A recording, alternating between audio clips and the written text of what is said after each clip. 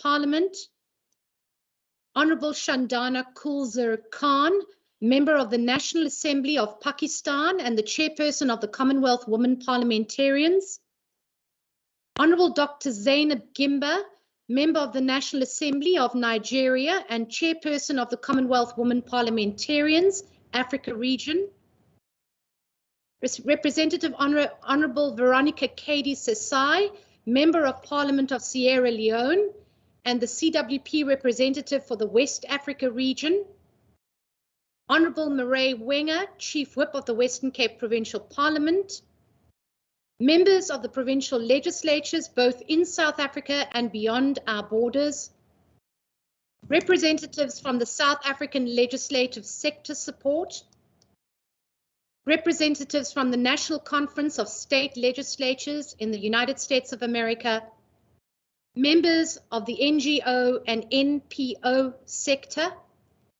In her absence, Representative Sharon Tomiko Santos from the Washington State Legislature. A very good day to you all, across all parts of the globe and in different time zones. On behalf of the Western Cape Women Parliamentarians, we are honored to have you participate on this special occasion marking Women's Month in South Africa. As Michelle Obama once so aptly said, and I quote, "No country can ever truly flourish if it stifles the potential of its women and deprives itself of the contributions of half of its citizens." And as complex as that may seem, we as parliamentarians and legislators are here today to bring bold resolutions to the table that could assist in changing the crises women face in this country. Today's session centers on the broad theme, placing the dignity and innate rights of women in the spotlight. I emphasize dignity as the basis of this theme. And Donna Hicks, the author of Dignity, the essential role it plays in resolving conflict, explains it so perfectly, and I quote, she says, "The most common response people offer is that dignity is about respect. To the contrary," she says, "dignity is not the same as respect. Dignity is our inherent value and worth as human beings. Everyone is born with it. Respect, on the other hand, is earned through one's actions. After people learn about dignity, a remarkable thing happens," she says. "Everyone recognizes that we all have a deep human desire to be treated as something of value." Today's speakers and breakaway sessions will look at the broader issues that specifically feed into the legislative space. We are hoping that the ideas and the resolutions that come out from today will be bold and will show courage and commitment to changing the trajectory of women in South Africa. There will be 3 sub-themes discussed in the breakaway sessions and will be streamed live on our YouTube channel today. The themes are addressing the gender pay gap, and we know that South Africa sits at approximately a 30% gap estimate. We will also engage on the adoption of a gender-responsive budget, which used to exist in South Africa but no longer is being applied. And we will talk about the increasing of enrollment of women in STEM-related university programs. To the women of this province, we honor you as we engage on these big issues. We look forward to today's program as we unpack the difficult challenges that women face. As women parliamentarians and ultimately as legislators, we commit to bringing tangible resolutions to this parliament that can make the meaning change we all seek. I thank you. Just a few notes before we actually begin the program. I would like to ensure that all participants actually make sure that their microphones are being muted. Please use the raise hand function if you would like the opportunity to speak, and wait until you've been recognized by the presiding officer. Participants are kindly requested to unmute their microphones when they are recognized by the presiding officer, and to please mute their microphones when they have finished speaking. Participants are requested not to sign into MS Teams on more than one device, so either on your laptop or on your cell phone. And before we start with the formal proceedings, some of the participants in our event have not yet indicated exactly which breakaway session they would like to attend. I would appreciate it if you could just write that in the chat function so that the officials can assign you to the correct session before we get onto the program. And of course, as it is a live event, I forgot a very important part, which I suppose is quite usual, and that was to introduce myself. So my apologies to everyone that doesn't really know who I am. So my name is Beverly Schaefer, and I am the Deputy Speaker of the Western Cape Provincial Parliament. We will now go on to the formal proceedings. I invite the Speaker of the Western Cape Provincial Parliament, Honourable Masizolium Kasela, who has been a long-time politician and is serving as Speaker in this House during this term, to actually take and give us his welcome message. Welcome, welcome, Speaker. Thank you, Deputy Speaker, and I must say that this feels so beautiful. You know, when you started talking about having this platform and inviting all these guests, I knew exactly what we can expect, but I didn't know it will go this far. So I just want to say thank you very much to you, Deputy Speaker, and for putting this program together with our outstanding CWP, Western Cape Provincial Parliament branch, and of course with the phenomenal staff members of the Western Cape Provincial Parliament, who have tirelessly worked very hard to ensure that this event does succeed. I would like to welcome the members of the executive in our Western Cape government who are present here, and those who have tendered apologies. I would like to really appreciate the participation in this particular event. And of course, I would not have done justice, Honourable Deputy Speaker, if I don't mention just the name of our dear friend, Honourable Shandana Khan. I want to say thank you, ma'am, again, and welcome for joining us. We miss seeing each other in person, but you know that soon that time will come again. To the honourable members of the Western Cape Provincial Parliament, I wish to welcome you all. And of course, to all the guests who are representing organizations in the entire province, and to the distinguished guests who are connecting from the international organizations, and of course to everybody that has taken time to be part of this event. The Deputy Speaker has welcomed you all and mentioned you by name, and I don't want to hurt anyone by not mentioning you, so I will say all protocols observed. That is what we do in South Africa. That means everyone has been acknowledged. Honourable Deputy Speaker, I do wish, and of course I hope, that as we embark today in this program, we will speak essentially on what exactly it means as the Western Cape Provincial Parliament to be representing the people of this province, and what does it mean to the women who find themselves without voice, and what does it mean to women who have no food. What does it mean to children, girl children who are sitting at home without any prospects of hope because the environment that they find themselves does not seem to be as equal in terms of the standards that we expect.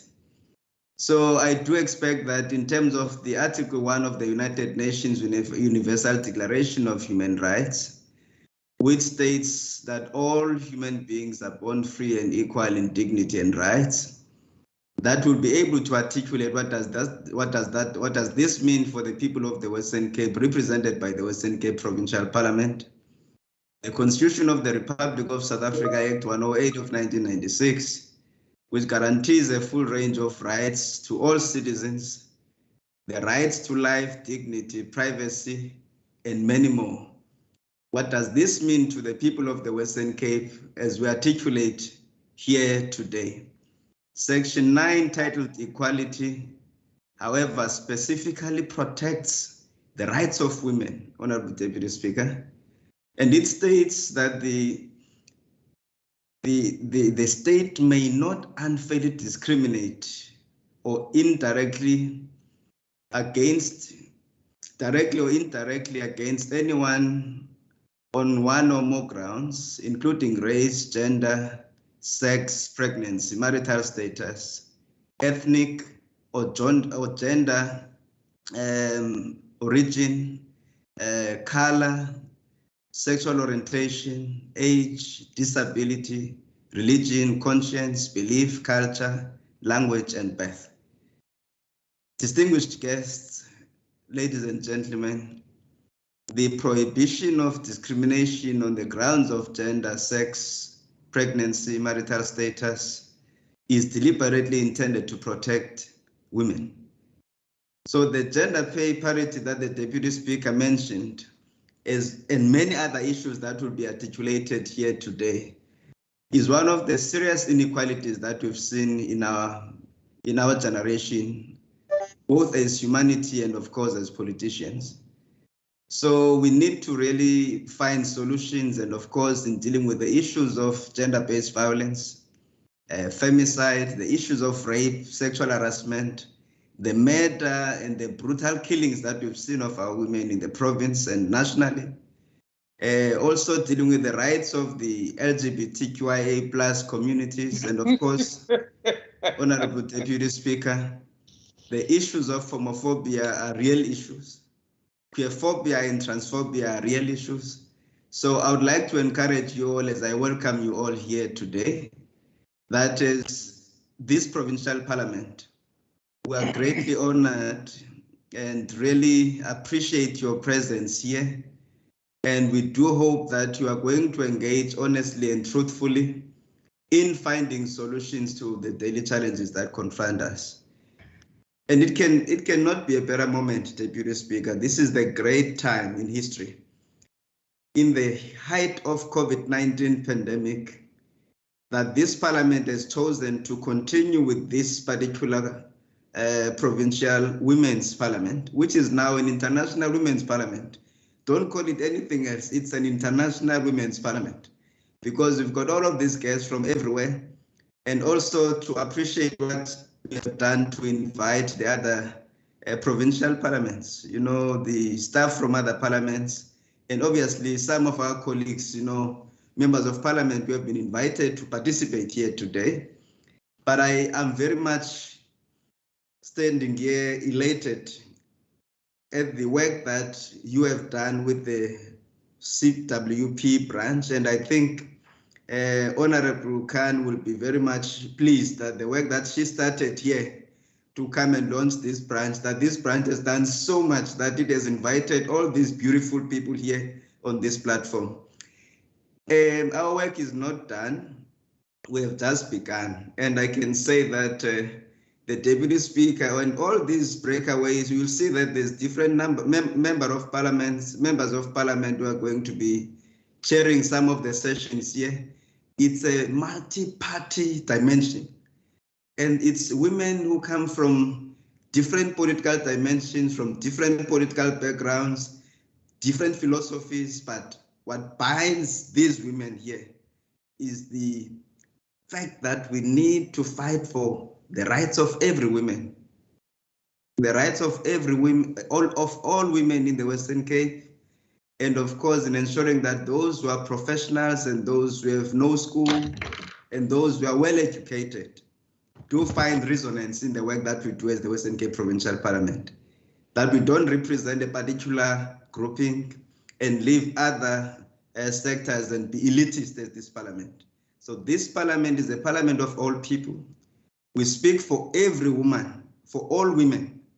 Those who have a voice in this parliament are able to elevate the voices of the voiceless. And that is very important as you continue here today.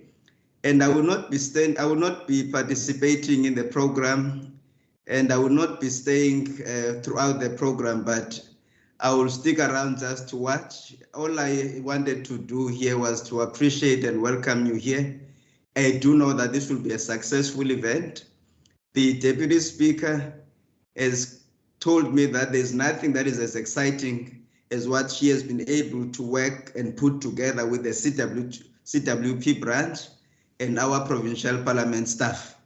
And for that matter, Deputy Speaker, you must pat yourself in the back, because it's not easy to put a program online and get people to attend on time. We've waited in some fora where you start, the event starts an hour later and you get apologies all the time. We're still waiting. But here, your guest arrived on time. And remember, we've got 5 districts in the Western Cape, from the Overberg, the Garden Route, Central Karoo, West Coast, and the Cape Winelands, including the city of Cape Town, Cape Metropole. These women are here. And you told me, Deputy Speaker, that you will also be taking this to the districts afterwards. And that is something that is unique about this Women's Parliament. So thank you very much and good luck to you all, and may God bless you. Thank you. Thank you very much to our Speaker of the Western Cape Provincial Parliament. Thank you for the support. Without our entire team of parliamentarians, we just can't work and get this together. So thank you very much.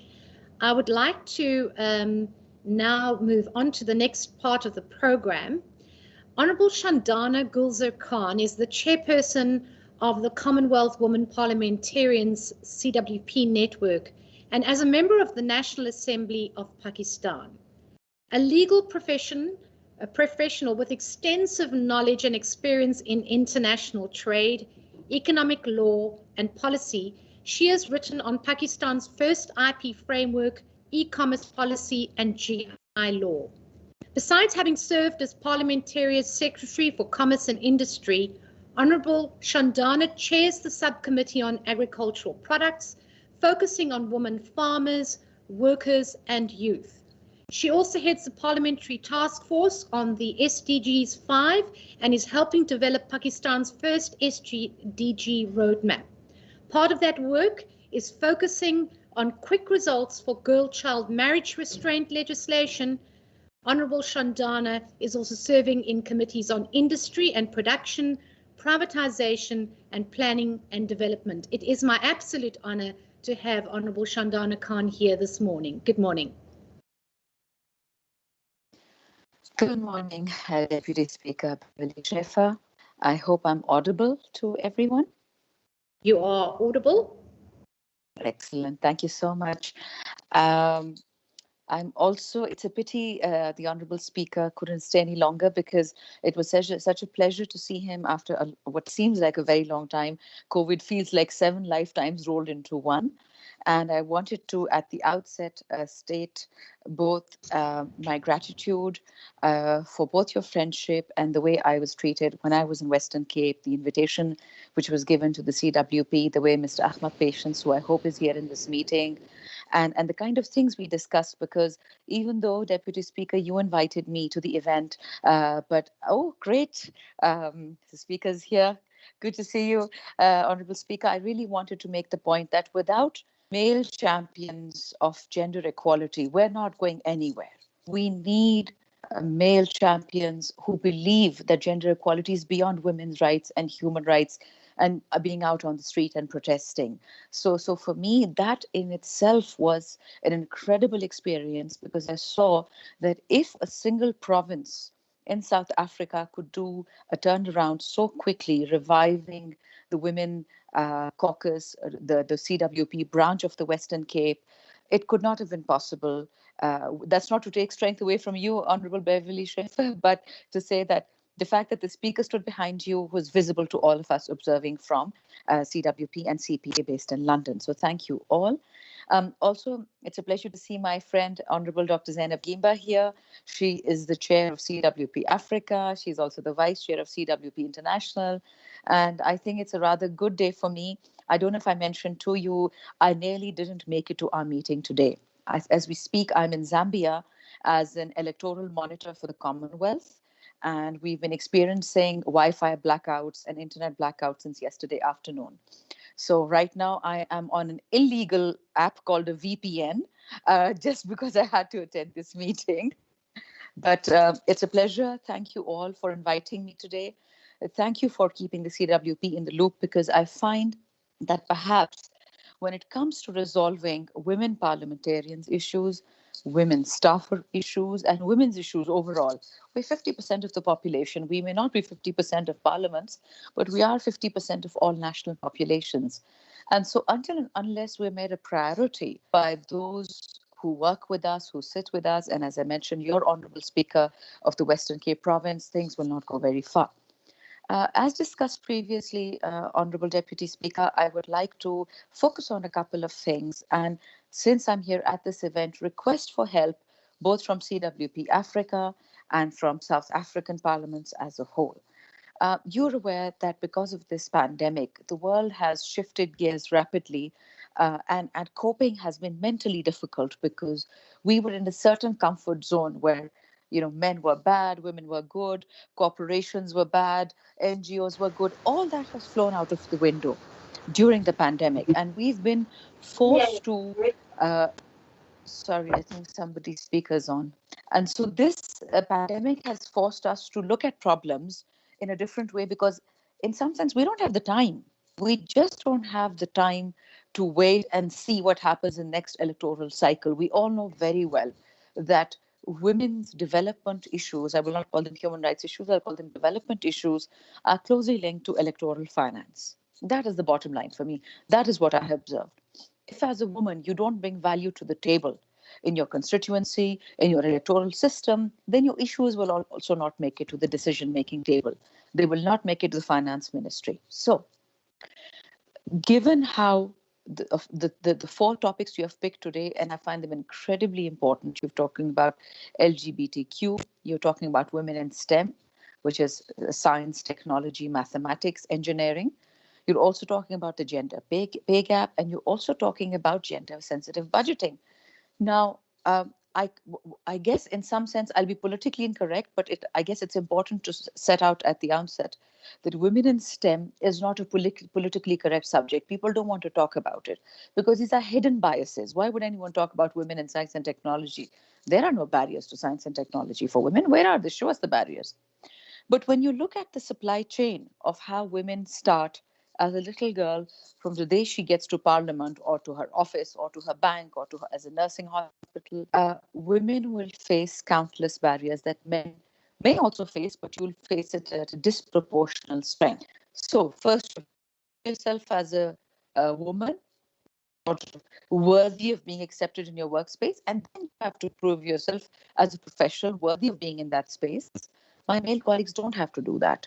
Now, I could either cry about it or I could accept it and work with worthy male colleagues. For example, the UN program. And this I would urge you, Honorable Speaker, if you could look this up, and Deputy Speaker, if you could push this. The United Nations program, the UN Women program, which is called, it's literally an ACT, he for she, male champions of gender equality. And I was lucky that after South Africa, after Western Cape, I went to Iceland, where I had the pleasure of meeting the Icelandic president, who is the Icelandic champion for the He for She program. He has adopted it. He is their spokesperson.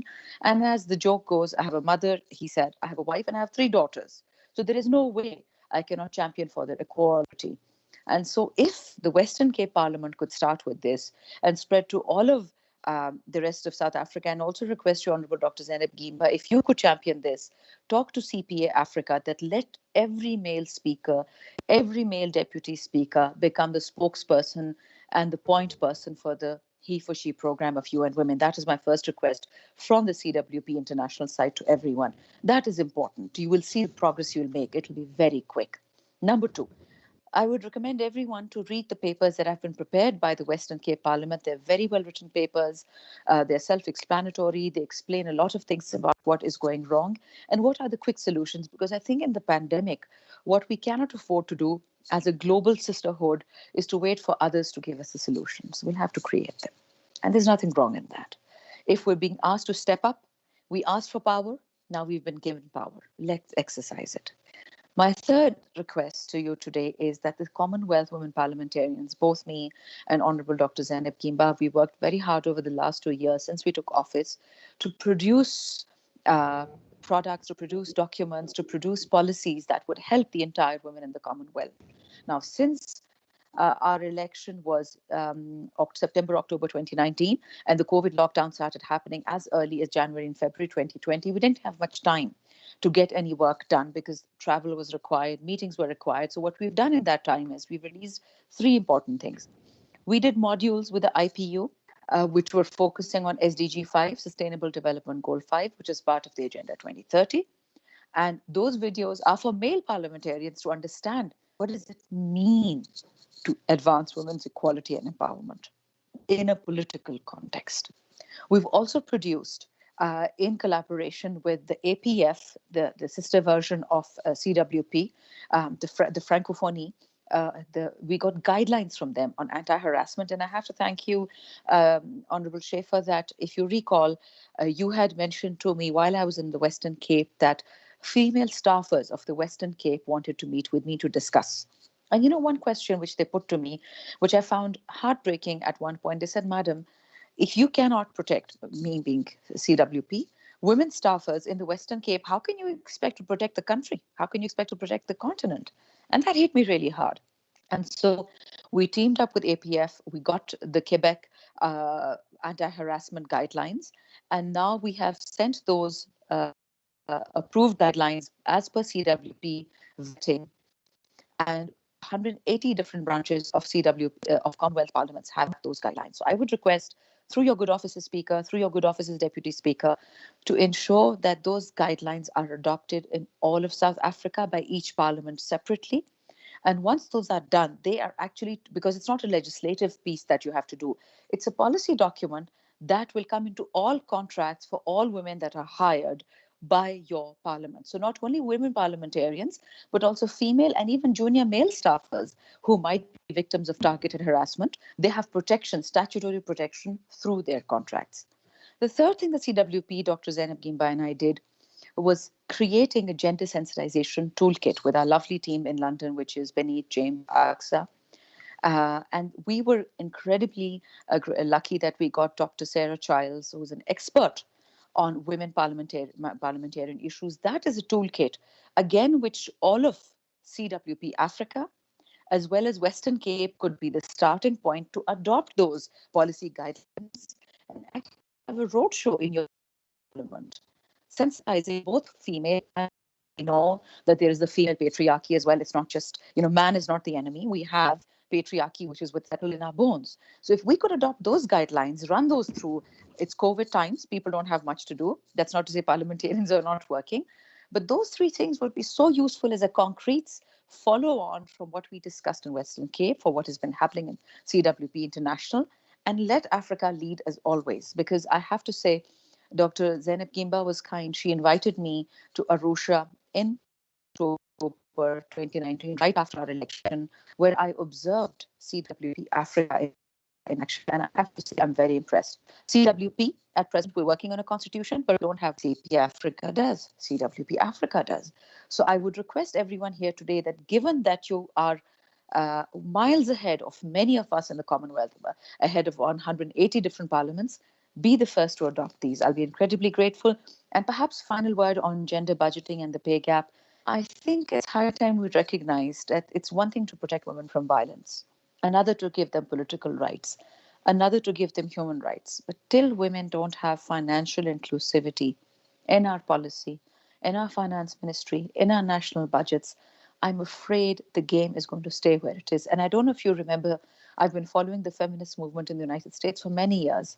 And there was Germaine Greer from the UK, a lot of people from the United States. And these women did say one thing which was interesting. It was tough at the time, but it was interesting. They said that when we started the women's equality movement, we didn't promise you equality culturally, because cultures take their own time in changing. We promised you financial equality. We promised you economic equality. So maybe if we focus on that, we will have far better results than focusing on cultural problems that we all face in our own jurisdictions and international jurisdictions. I think I've done my 10 minutes. It's been a pleasure.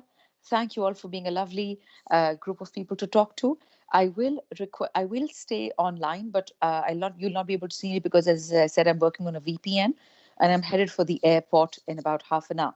So you'll excuse me that I may not be able to respond to questions if there are any directly, but if you were to send them in writing through the good offices of the Honourable Speaker, Deputy Speaker, or to Representative, I'm very happy to do this. Thank you so much.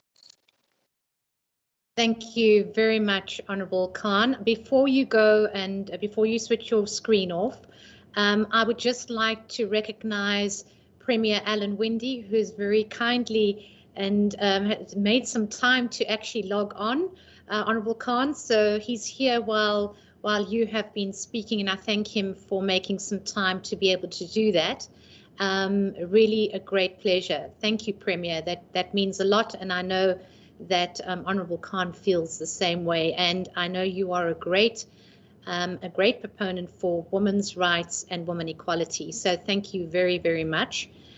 Before I carry on and ask Honourable Chief Whip Winger to just come on, I'd just like to ask those that are not speaking, may I please ask that you switch your cameras off so that the feed is actually correctly proportioned. So please, if you are only viewing at the moment, please switch your camera off. But before you do anything, Honourable Khan, I would like to hand over to Honourable Chief Whip Murray Winger. Thank you. Thank you very much, Madam Deputy Speaker. It really is my privilege as the Chief Whip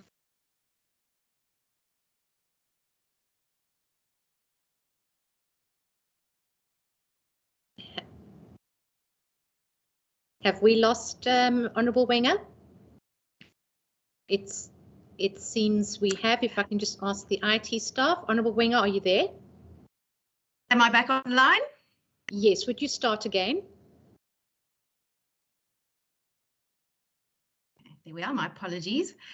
Thank you again. It's my privilege as the Chief Whip of the Legislature to give a vote of thanks to Honourable Shandana Gulzar Khan. As we know, the theme of today's Women's Parliament is placing the dignity and the innate rights of women in the spotlight. And as women parliamentarians, we indeed have a responsibility to shine a light on the systemic problems that prevent women from realising their potential and affording them dignity and ensuring their rights. Last year, women parliamentarians, for the first time, reached 25% globally. But this just also highlights how far away we are from true representation and adequate participation of women in politics. But it's not just about the numbers. Aisha Tariam, the first Middle Eastern female editor-in-chief of an English language newspaper, said there needs to be a fundamental shift in the way societies view women in government, one that does not see them as mere seat fillers or stats on a chart. They must be viewed as a vital contributing factor to the betterment of the world. Honourable Shandana Gulzar Khan is one of those women who is a vital contributor to the betterment of our world. And at a time when the stakes couldn't be higher and our collective future is in jeopardy. It really struck me when she said that as women parliamentarians with levers of power, we need to create opportunities for change and should review systemic, often hidden barriers in all their complexity so that we can solve these problems. And so, on behalf of the Western Cape Provincial Parliament and the Women's Caucus, I'd like to extend our sincere thanks to her, not only for her leadership of the CWP, but for the incredible insights and inspiration she has provided us with today, as well as the very many women she inspires each and every day to continue the struggle for the realization of women's dignity and rights. Thank you, ma'am. Thank you very much, Honourable Chief Whip Murray Winger. Thank you for your time. Honourable Shandana Khan, thank you once again. and always making time for us. We will move on now. I'd like to welcome Honourable Zainab Gimba, who is currently the chairperson of the Commonwealth Women Parliamentarians for the Africa region and vice chairman for the CWP International. She started her public service career as a lecturer in the Department of Public Administration, University of Maiduguri, Nigeria in 2002. Before her election to Parliament, she had at different times between 2011 and 2018 served as Commissioner in charge of Poverty Alleviation and Youth Empowerment, Universal Basic Education Board, and Water Resources in her home state of Borno in Nigeria. Honourable Gimba's outstanding public service delivery was rewarded when her people prevailed on her to represent them at the Nigeria House of Representatives. Thus, she was elected in 2019 to represent Ngala, Mbama, and Kala Federal Constituency in the Nigeria House of Representatives. She holds a Bachelor of Science degree and a Master of Public Administration from the University of Maiduguri in the Borno state of Nigeria. Her quest for knowledge saw her proceeding to the University of Abuja, Nigeria, to pursue a course of study in public administration and policy analysis, leading to the award of a PhD in public administration and policy analysis in 2008. She is also a fellow Chartered Institute of Public Diplomacy and Management, a member of the Development Study Association, United Kingdom, and many other professional bodies. Honourable Gimba has received many rewards and recognitions from professional and trade union bodies in Nigeria for her service in community development and empowerment of vulnerable women.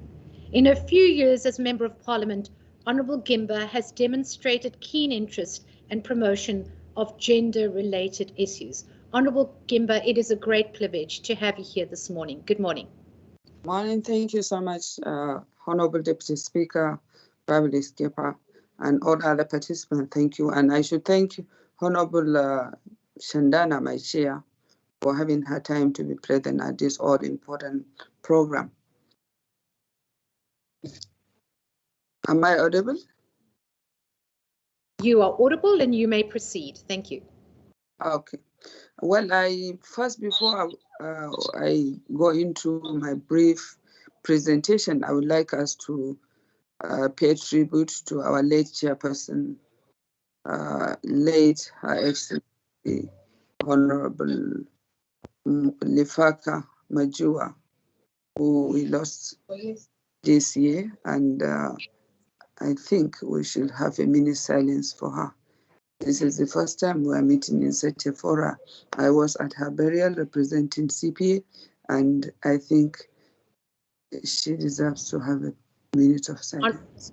Honourable Gimba, I think that is a wonderful idea. Before we have the minute silence, can I just ask that all the other participants please switch off their cameras and please mute their microphones. We will begin with the 1 minute silence.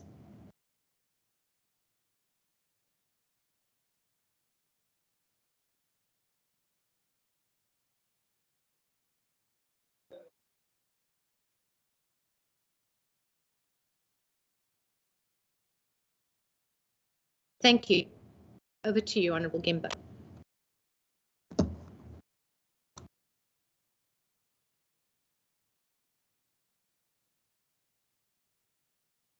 Honourable Gimba, you can hear me? Yeah, thank you so much. Yes, thank you very much. Yeah.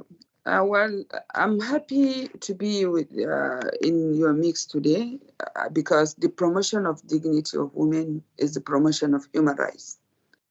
The theme of this sitting is very instructive in view of the prevailing global pandemic that has affected almost every facet of life and has created the gender gap because women are more affected in this pandemic. While it is true that everyone is affected, I know, but women are most affected by the pandemic in many ways. And if you look at societal institutions, including traditional religious bodies and their leaders, have key role in upholding the dignity and human rights of women. This is as important as any practices that limits women's ability to be heard and contribute to her development and that of our society, because that will demean her humanity and amounts to abuse of human rights. Let it be noted that every woman has the right to live a dignified life and that is free from discriminations, that are free from all forms of abuse and violence, etc. We must therefore push for a change of societal norms and practices that attempt to take away this rights from us, from all women. We must also make deliberate efforts to increase women representation, especially in the parliaments and other government positions. And because if you look at issues of public policy positions, there are not enough women to represent, while we constitute a great percentage of the population. We have very little percentage to represent us. So it is important that in parliament and other public policy positions, women has to be enabled to take direct involvement in actions aimed at shaping their socio-economic well-being.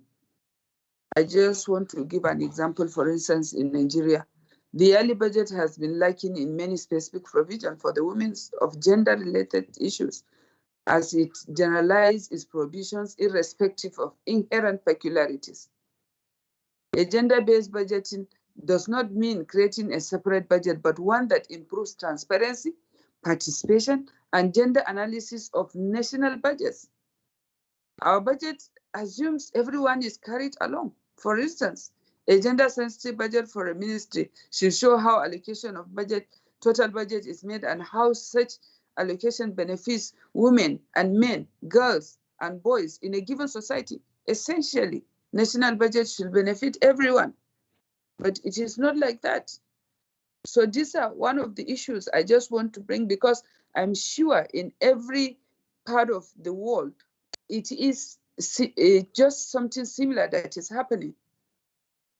And over time, the CWP Africa, in the region, in different countries, we have a kind of started a conversation on how a particular group from the CWP will look at these issues, because it is the economic empowerment of women has to start with the national budget, because that is where we should be considered. That is where the planning should take appropriate measures. So we are now working with all parliaments within Africa to ensure that these things are all inclusive in our budgets, especially in the next coming 2022. So when we come to budget, when we come to the right of women, the human rights is women's rights. And if you look at some, for instance, and if you look at the Universal Declaration, our rights are all unalienable. They can't be taken away or given away. Every woman has the right to live in dignity, free of fear, coercion, violence, and discrimination. Every woman has the right to health, including sexual and reproductive health. Yet, for hundreds of millions of girls and women worldwide, these human rights are denied. The Universal Declaration says that we are born equal in dignity and rights.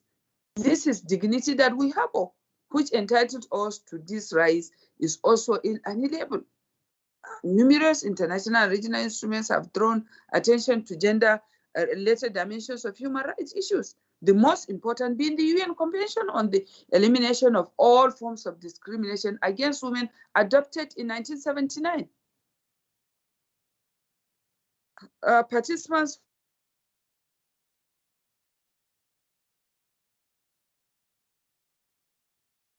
years after CEDAW entered into force, the United Nations World Conference on Human Rights in Vienna confirmed that women's rights were human rights. That this statement was even necessary is striking, because women's status as human beings entitled to rights should have never been in doubt. And yet, this was a step forward in recognizing the rightful claims of one half of humanity. In identifying neglect of women's rights as a human rights valuation in all across the globe. Because women constitute almost half of the world population and are one of the main stakeholders of every society, there is no doubt. They play unique roles in the societal and family system. Sometimes a woman appears as a mother, sometimes as a wife, and sometimes as a daughter. All these roles are respected and dignified. Despite all these international treaties, state laws, government schemes, and programs for women empowerment, equal rights and the girls' education, the condition of women in contemporary Africa is deplorable. Their rights are continually violated through genital mutilation, women trafficking, domestic violence, discrimination at work. The societal status of women in the patriarchal society seems to be dependent on their men. They are denied access to social justice and inequality. The harsh reality is that the building blocks of discrimination against women lie within the very systems that are supposed to nurture and defend them, namely the family and the community, and the societal perception of men being more superior to women is accepted. This narrative is, ingrained in the consciousness of children, even at very young ages. Covet women's women's right is human rights. She has the right to take decision on issues about her life. Of course, it is her life, and that right should not be denied. Her sexual, if you look at sexual reproductive right and health, right to consent in marriage, the right to property, right to qualitative education, right to political civil participation, labor and employment, among others. We must continually place issues that concerns women in the front burner, because violence against women is not inevitable. Families and communities can change social norms and attitudes. Governments can put strong laws in place, enforce them, and bring perpetrators to justice. More stiffer penalties. And societies can guarantee the right to sexual and reproductive health, which includes services to family planning, maternal health and HIV prevention, and the ability to make free and informed choices among reproduction. There have been great and commendable contributions over the years of women in various parliaments in Africa, but we must up the ante by providing deliberate and robust legislative safeguards as it concerns the economic empowerment, access to education, political space, and the total abolition of all dehumanizing cultural practices against women, not only in Africa, but in the world. The use of the media as a platform for advocacy against, practices inhibiting women from harnessing their full potentials must be made available so that women can easily be able to fulfill their purpose in their chosen endeavors. The justice system as an arbiter should be seen as unbiased in the dispensation of justice to perpetrators of violence against women, especially the fact that if you see a girl is in a society, a girl is raped, and then that culprit is still moving around freely without taking any action by the law, which is very painful. And that is the main reason why women usually keep quiet, even when they are dehumanized. Honorable Deputy Speaker, I don't know if my time is off. Welcome to finish off, Honorable Gimba. Okay, thank you very much. I want to further say, just to give an example, maybe people can have some little knowledge about my country in Nigeria. We are convinced that a coordinated and comprehensive approach will move us closer to a world where women and girls can live free from fear, violence, and discrimination. At least to reach their full potential and enjoy equal opportunity and even mutual respect and confidence with men. So therefore, we have set up in that respect an agency of government, or agencies, I can say, it's not even only one, which are saddled with responsibility of addressing and protecting the rights and dignity of women. These agencies are the National Agency for the Prohibition of Trafficking in Persons, which was created on the 14th of July 2003 by the Trafficking in Persons Provision Act. And that agency is doing very well. It goes round across the world to ensure that trafficked girls or women are brought back and rehabilitated in the country. And another one is the National Human Rights Commission, which was also established by an act in 1995 through legislation, which is essentially a wider functioning covering vasta spaces and free to waive publics of fundamental mutation. We in the National Assembly, through the instrumentality of the law, have introduced bill on the discrimination against women and other related matters bill in 2006, and a bill for an act seeking to eliminate all forms of discrimination against women has killed a second reason presently at the House of Representatives. This will help to enforce the protocol on the African Charter on human and people's rights, on the rights of women. Despite all the legal provisions and government endeavors, the ground reality is very different. Women are still not being treated as equal to men in our continent. The patriarchal mindset should be discarded in a 21st century of forced modernization. And we must realize that women remain an integral part of the human community, and that it will be impossible to consider socio-economic and societal transformation, Honorable Deputy Speaker, in isolation without women and men together playing their due development role. So I think I'm just enjoining on all these, our participants, on all leaders, we must make an attempt of building a dignified image of women in our continent. Once the image of equality is established among people, it will last for long and forever. So my plea is for all of us to put our hands on deck to work to ensure that we build this image in the continent. Thank you very much.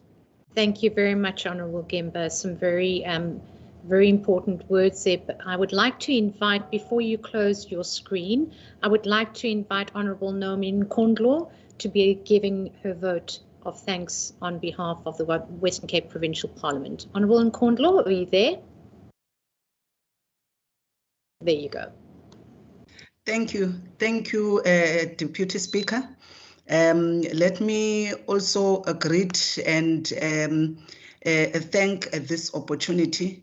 Most importantly, let me say to Honorable Gemba, in my language, Xhosa, Enkosi, the wise words that you have shared with us, that indeed I want to confirm with you that human rights are women's rights. And indeed, as a woman, we want to welcome and appreciate women professionals, women in the academia like yourselves, as we have heard of your credentials, that there is a big role that you can play in reshaping politics, in reshaping the public sector, because that is where decisions about policies, about legislations that affect the ordinary lives of women. Further than that, the knowledge that is created in the academic space, the knowledge that is produced by women in their day-to-day activities in communities. Women must be able, as you had already alluded to that fact, to influence and inform policy. No longer, after all these years and centuries, we must continue to have legislations, policies that treat women as if they do not exist. We need to ensure that the information, the knowledge that we create, the knowledge that we interact with also in our parliaments, bolster civil society, strengthen community activists and women who sit and look after their households. I want to appreciate your presence and your wise words, Honorable Gumbi. As a gender activist yourself, I think the awards that you have already received in your country The fact that even at this point you are chairing at an international level Commonwealth Parliament is also a demonstration of the power of women. And indeed, if we consider now, 42 years later, the UN Declaration Against Discrimination on Women, Girls and Children, we must be a generation of women that is impatient on realizing exactly what you have said of ensuring that we build a dignified image of women in the continent. On behalf of the Provincial, Western Cape Provincial Parliament, women also in other legislatures that have joined us, I want to say once again, thank you very much for the words that you have shared. And I think we will be going into our conversations with that information, the insights that you have provided to us, and be better in the debates that we are going to take up. Thank you very much. Enkosi. Thank you. And Honorable Speaker, I think I should commend you for this kind of program. It is the first of its kind I have ever attended, and it has impressed me even from the program, from the papers presented overview.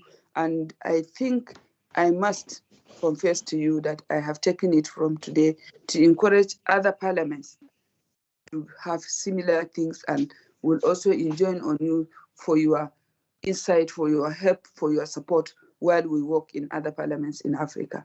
Thank you so much. Thank you very much, Honourable Gimba, and we are always happy to assist. And in the end of the day, it's all about a unified and a team approach. So thank you very much, and thank you for your time. We really appreciate your words. Thank you. You're most welcome.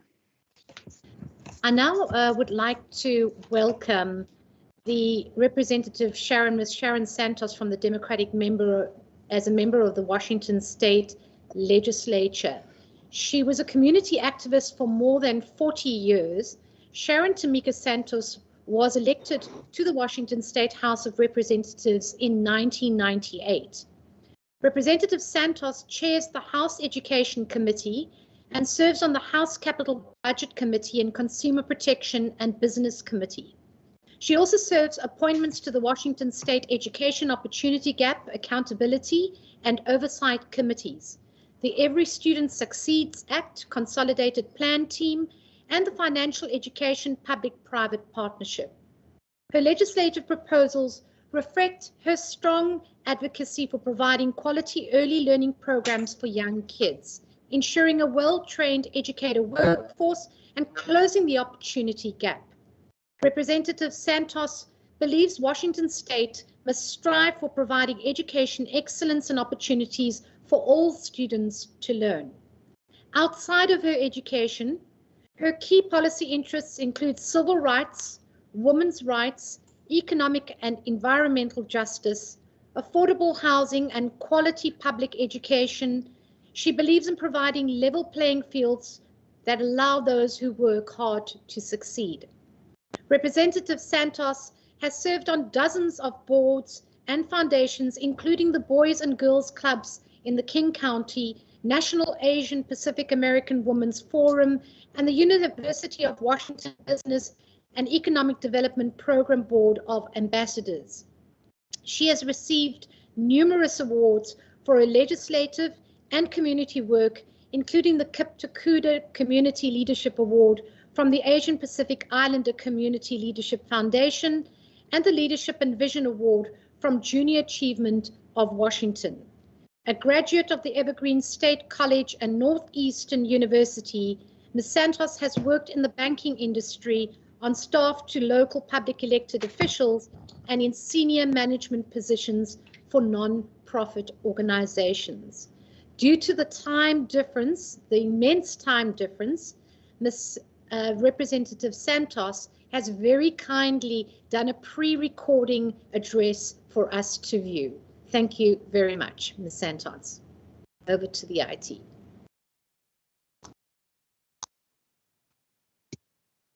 Madam Deputy Speaker Schiffer, thank you for your gracious and generous introduction. I am grateful to the Western Cape Provincial Parliament Commonwealth Women Parliamentarians Network for the privilege of addressing this august body. As a sister lawmaker, I offer my warmest greetings and congratulations to each of you joined in this important endeavor to place the dignity and innate rights of women in the spotlight. This moment is especially gratifying to me since I enjoyed the distinct opportunity to visit your provincial parliament in 2009 as a delegate with the National Conference of State Legislatures and our Women's Legislative Network. Thank you all for your hospitality then and now. That trip remains as one of the most educational and inspirational experiences of my lifetime. In 1995, I reacted similarly after organizing the largest delegation of women from Western Washington to attend the United Nations Fourth World Conference on Women in China. The fact that these two experiences rank highest among the most meaningful and memorable for me is probably not coincidental. Each trip focused on women and, as articulated in the Beijing Platform for Action, on what is necessary for our, quote, active participation in all spheres of public and private life through a full and equal share in economic, social, cultural, and political decision-making, end quote. Indeed, I can and do credit my participation in the UN Women's Conference as the preliminary instigation for my campaign to elected office a few years later. What I saw then at the NGO forum was to me extraordinary, a universal display of women's inherent wisdom and power from every sector of the globe and every segment of society, fusing and forging together as one unified movement, a movement dedicated to an agenda for women's empowerment. I ask for a moment of your indulgence to join me in remembering what that NGO forum was like. Please, close your eyes. Soon you see a light, initially soft, but growing, brilliant, bright, intense. And then you notice colors, vivid, vibrant colors, red, blue, yellow, green, purple, orange, everywhere. Now you can distinguish forms and movement, flowing robes, graceful female figures of all shapes, sizes, and skin tones, dancing, twirling, marching, and you hear sounds, sounds of music, woodwinds, drums, stringed instruments, and voices.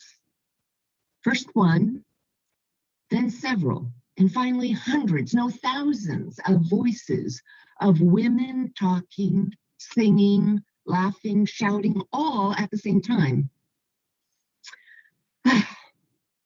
This cacophony of sight and sound will forever represent to me the global sisterhood, beautiful, alive, and moving forward. For indeed, tens of thousands of women from all around the world had come together to develop a global vision for our future, a community in which women's voices and visions are valued.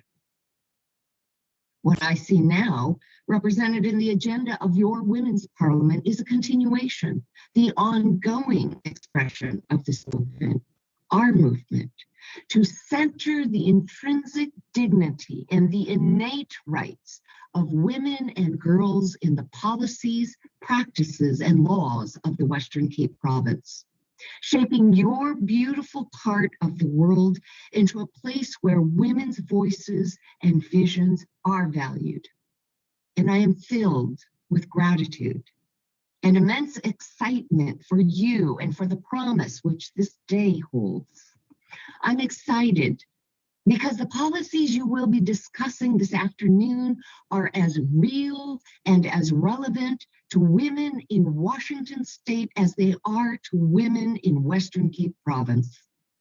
Gender pay inequity, gender responsive budgeting, increased female participation in STEM-related fields. These are global concerns which demand our attention and our action as women and as lawmakers, no matter where we live or serve.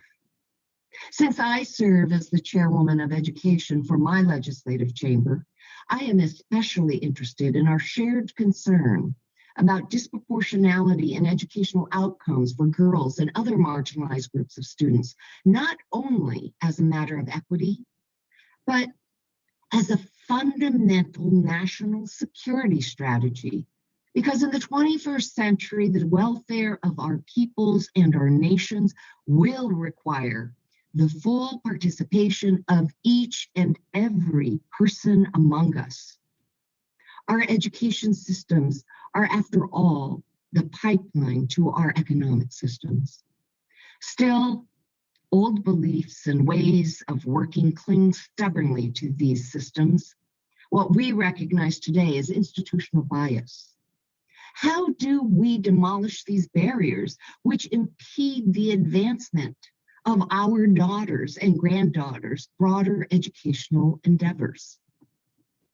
In Washington, our deliberations focus on data, on educator training, and engaging the community beyond the schoolhouse doors. The legislature established the Educational Opportunity Gap Oversight and Accountability Committee as a permanent statutory body to monitor and provide ongoing oversight of the myriad ways inequities surface for our students, and to make recommendations for eliminating all sources of these inequities within the education systems of the state. We highlighted the need to collect disaggregated data in order to better see and understand the inequities. Thus, while it's commonly accepted knowledge that girls generally outperform boys academically, not all girls do. Data that disaggregate based on race, English language proficiency, and poverty show distinct differences in academic outcomes among girls. Once revealed, we are better positioned to develop tailored responses to the specific needs of each student. Like you, we know that learned gender-biased attitudes and stereotypes must be deliberately unlearned.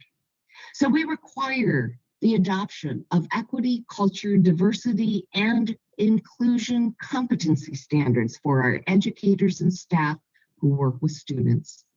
These standards are infused in the curricula of our colleges of teacher and principal of education, as well as in mandatory professional development, recertification requirements, and job evaluation criteria. When girls begin exhibiting a loss of confidence in their abilities, our educators must be prepared to re-engage them in every academic pursuit. And finally, we recognize that our schools and our educators cannot provide all of the supports our students need. So we seek out opportunities to partner with NGOs and businesses throughout the state to bolster student interest, engagement, and participation. In this space, Washington is fortunate to have so many resources, including programs such as Girls Who Code, or Girls in Science, as well as organizations such as Women in Science and Engineering, or WISE, and Washington STEM.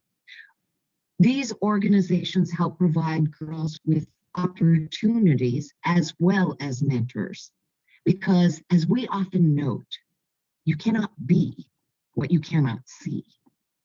If I took any lesson from the UN Conference on Women, it is this. We have so much to learn from one another. We all face some type of gender bias and discrimination, and we all experience some measure of gender inequity.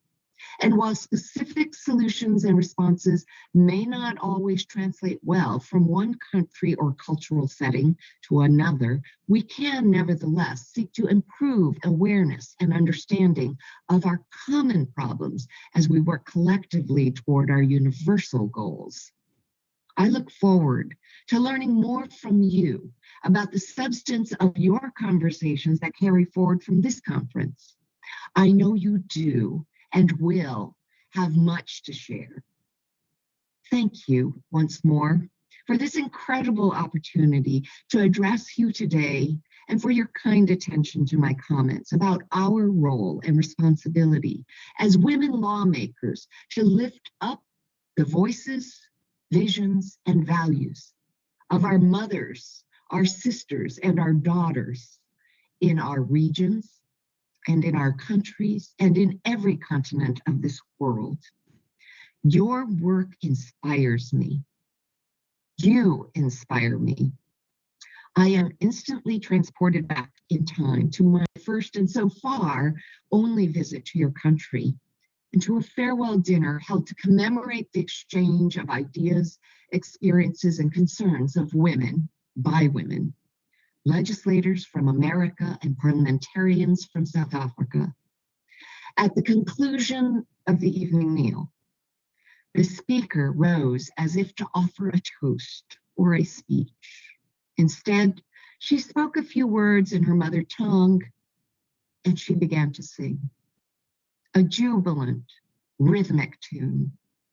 And in unison, the women parliamentarians quickly stood and responded to the speaker in kind with ethereal harmonies, and then they all began to dance. We Americans sat enraptured at first, but soon understood that we had received an invitation to participate in the festivity, and we joined enthusiastically and joyfully for the remainder of the night. This image, too, is permanently etched in my mind and on my heart as symbolic of our global sisterhood, yours and mine, beautiful and alive, a sisterhood that transcends language, that is welcoming and filled with hope, optimism, and love. It was one of the most memorable moments of my life, and a gift I will always cherish. Thank you. I wish you well, my sisters, in your deliberations ahead.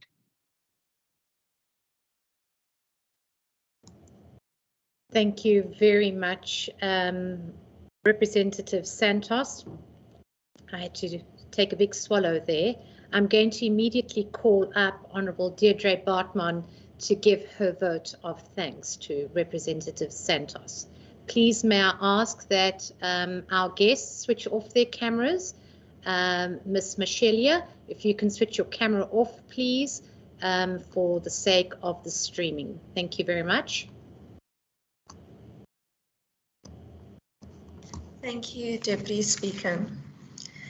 As Chair of the Budget Committee and the recent journey our committee in the Western Cape has embarked upon in order to essentially review our budget cycle to strengthen oversight and public participation through the use of legislative mechanisms, I've been asked to provide the vote of thanks to Representative Sharon Santos. I would firstly like to thank Representative Santos for her address today.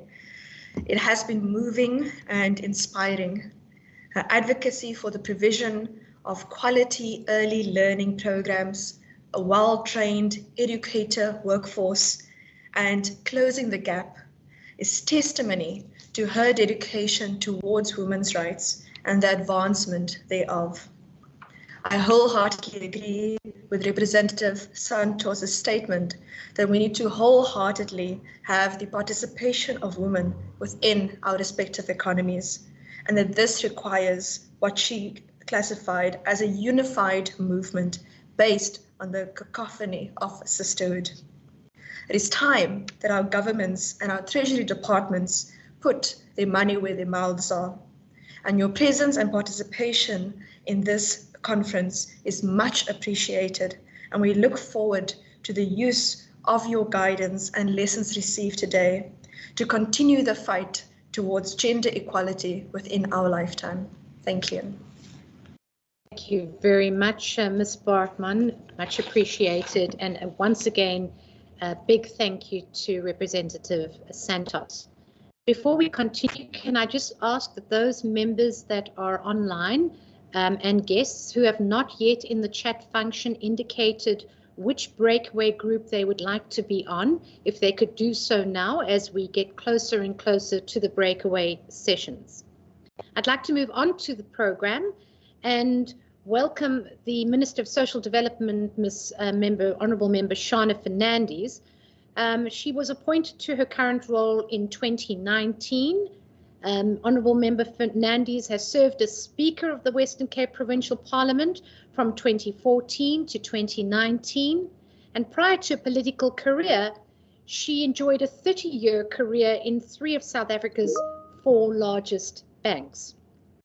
In August of 2009, she fell ill and with H1N1, which forced her into early retirement. In order to restore her health, her recovery period took almost 3 years. And once she regained her strength, she started doing community work and became actively involved in civic matters by serving as chairperson of the local neighborhood watch and participating in various community structures. During her tenure as Speaker of the Western Cape Provincial Parliament, she served as the Rules Committee Chairperson, as well as Chairperson of the Western Cape branch of the Commonwealth Women's Parliament. She is passionate about people and serving others. Her personal values, such as honesty and integrity, are deeply entrenched. She is outspoken about human rights and women's rights and tackling the scourge of substance abuse. As the lead Provincial Minister for Gender-Based Violence in the Western Cape and a survivor of gender-based violence herself, Ms. Fernandes leads with a kind heart and a strong mind. I welcome Minister Shana Fernandes.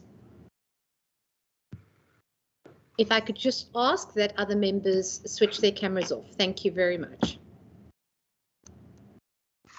Over to you. Good morning, Honourable Deputy Speaker. Am I audible? You are audible. Thanks, Minister. Thank you. To the Honourable Premier, all Honourable Commonwealth Women Parliamentarians, the Honourable Members of this August House and other provincial legislatures in South Africa, civil society organisations, distinguished guests, ladies and gentlemen, good morning. I greet all the attendees in peace. Honourable Deputy Speaker, placing the dignity and innate rights of women in the spotlight is almost impossible to discuss without acknowledging that gender inequality and patriarchy remain critical challenges that threaten the progress of living in a society that is just. The year 2020 marked the 25th anniversary of the Beijing Platform for Action and was intended to be a groundbreaking initiative for gender equality. Instead, a recent policy brief of the United Nations looking at the impact of COVID on women and with the spread of the COVID-19 pandemic, indications are that the limited gains made in the past decades are at risk of being rolled back. The pandemic is deepening pre-existing inequalities and exposing the vulnerabilities in social, political, and economic systems, which are in turn amplifying the impacts of the pandemic. Across every sphere, from health to the economy, security to social protection, the impacts of COVID-19 are exacerbated for women and girls simply by virtue of their sex. Compounded economic impacts are felt especially by women and girls who are generally earning less, saving less, and holding insecure jobs or living close to poverty. Unpaid care work has increased, with children being out of school, heightened care needs of older persons, and overwhelmed healthcare services. As the COVID-19 pandemic deepened, economic social stress, coupled with restricted movement and social isolation measures, saw gender-based violence increasing exponentially. Many women are being forced to lock down at home with their abusers at the same time that services, support services, and support to survivors are being disrupted and made inaccessible in some instances. As women take on greater care demands at home, their jobs will also be disproportionately affected by cuts and layoffs. One such sector being the early childhood development sector, which was virtually decimated by the hard lockdown in South Africa in 2020.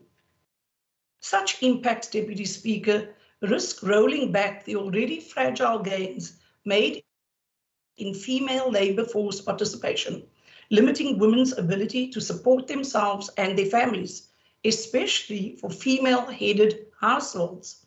In many countries, the first round of layoffs has been particularly acute in the services sector, including retail, hospitality, and the restaurant and tourism industry, where women are overrepresented. The situation is worse in developing economies, where the vast majority of women's employment, nearly 70%, is in the informal economy, with few protections against dismissal or for paid sick leave. To earn a living, these workers often depend on public spaces and social interactions, which are now being restricted to contain the spread of the pandemic.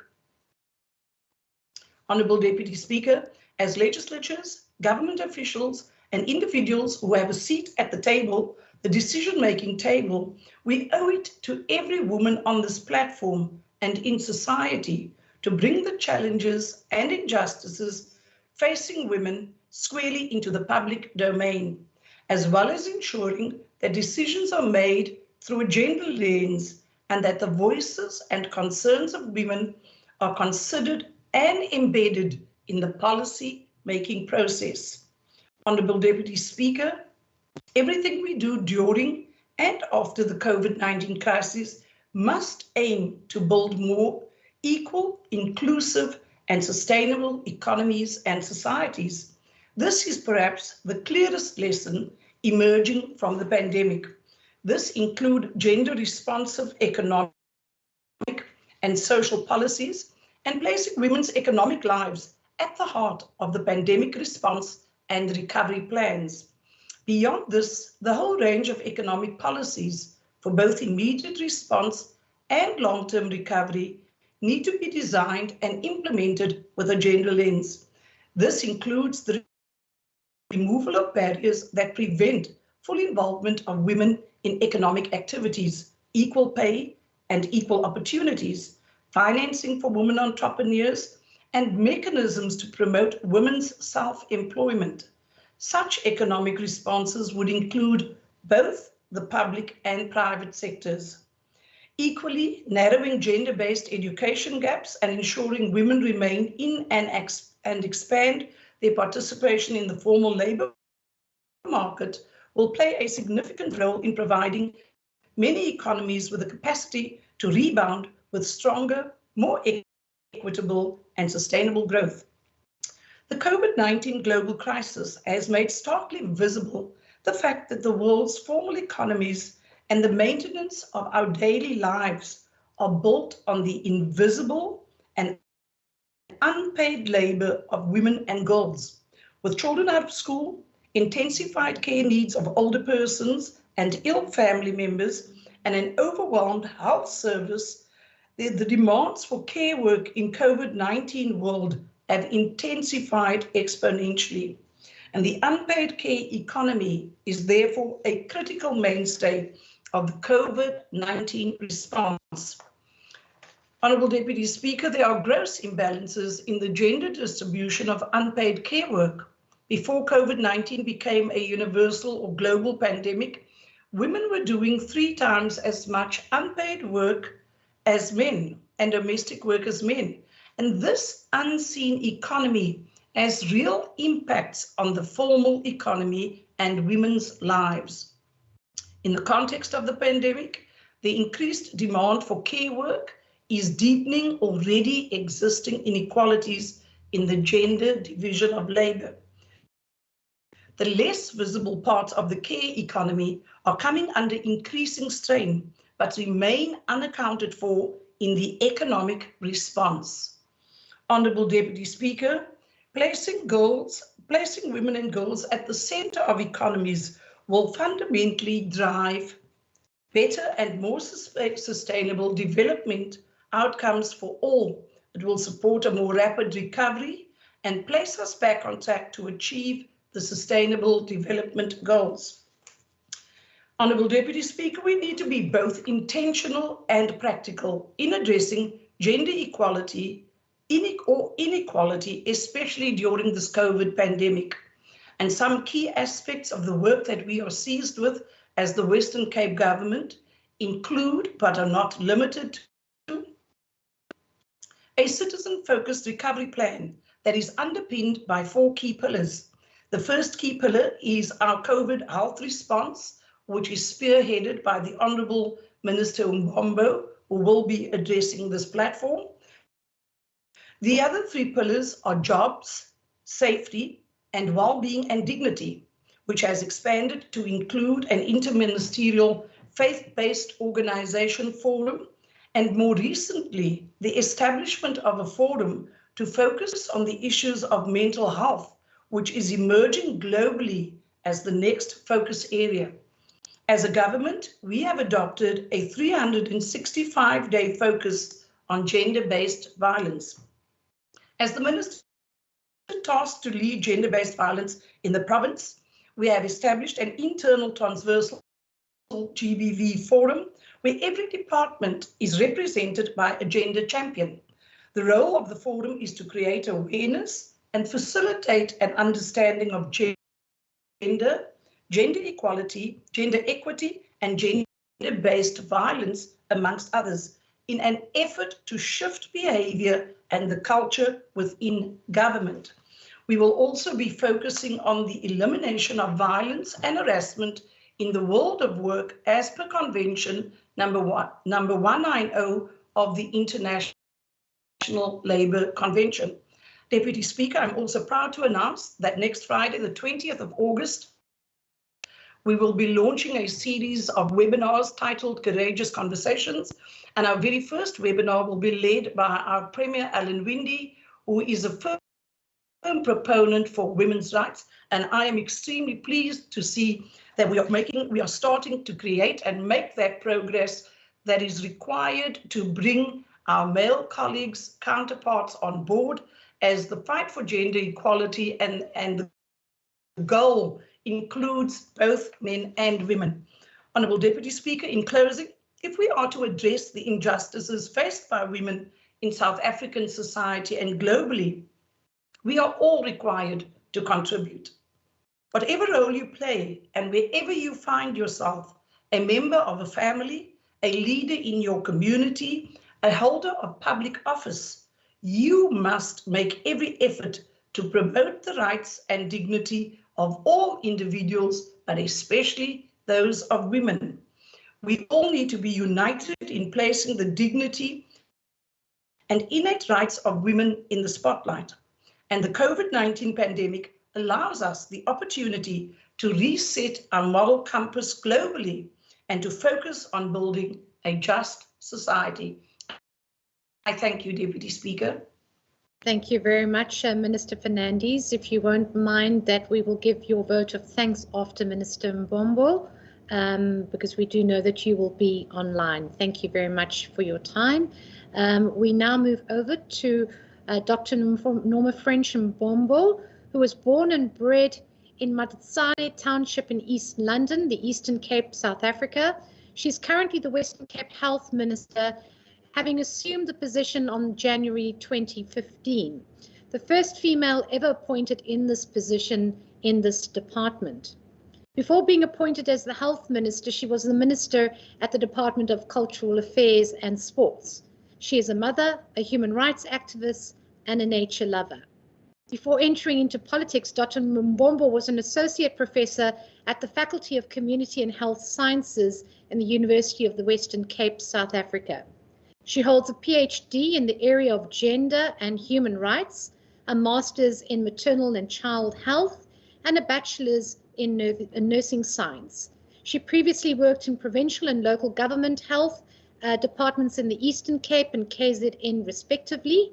Dr. Mbombo has held advisory and consultative roles to various ministries of health in Africa and in various multinational organizations across the globe. Her area of interest and closer to her heart is community empowerment as agency to reclaim the voices of the populations at risk, such as young women, girls, rural women, and minority groups. And she lives with her life mantra, where I am planted, I grow. I welcome Minister Nomafrench Mbombo. Thank you, Deputy Speaker. Good afternoon, everyone. Thanks a lot to other speakers who have already spoken. Special welcome and also appreciation from Honorable Khan, International Chairperson for Commonwealth Parliamentarians, Honorable Gimba from the Africa region, and also all other speakers that I need to acknowledge, including my colleague from the Social Development. Speaker, Deputy Speaker, as you were introducing my CV, I realized that I've got an option to use my other cap as a former academic, where I can just make this session academic, and then we ended up being lectured.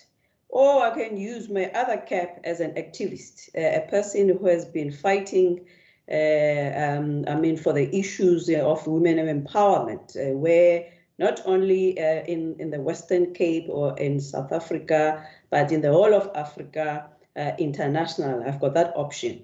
Or the last option is about where I wear my cap as a minister, provincial minister of health, and share some of the practices. So, Speaker, allow me to deviate from my paper, which was I've put some input, just to talk, because I won't be able to come back in the breakaway sessions, but I don't want to leave some of the important aspects within it. So I'm standing here as a legislator.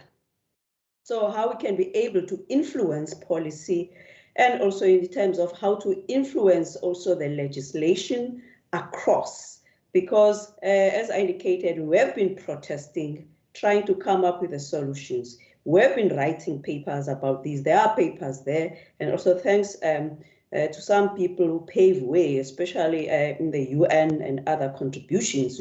We have been sponsoring some of these aside kind of the debates within the UN. So today, now, Speaker, I want to wear my cap as a legislator, but using health part of my experience going forward. I acknowledge and the placing the dignity and innate rights of women in the spotlight.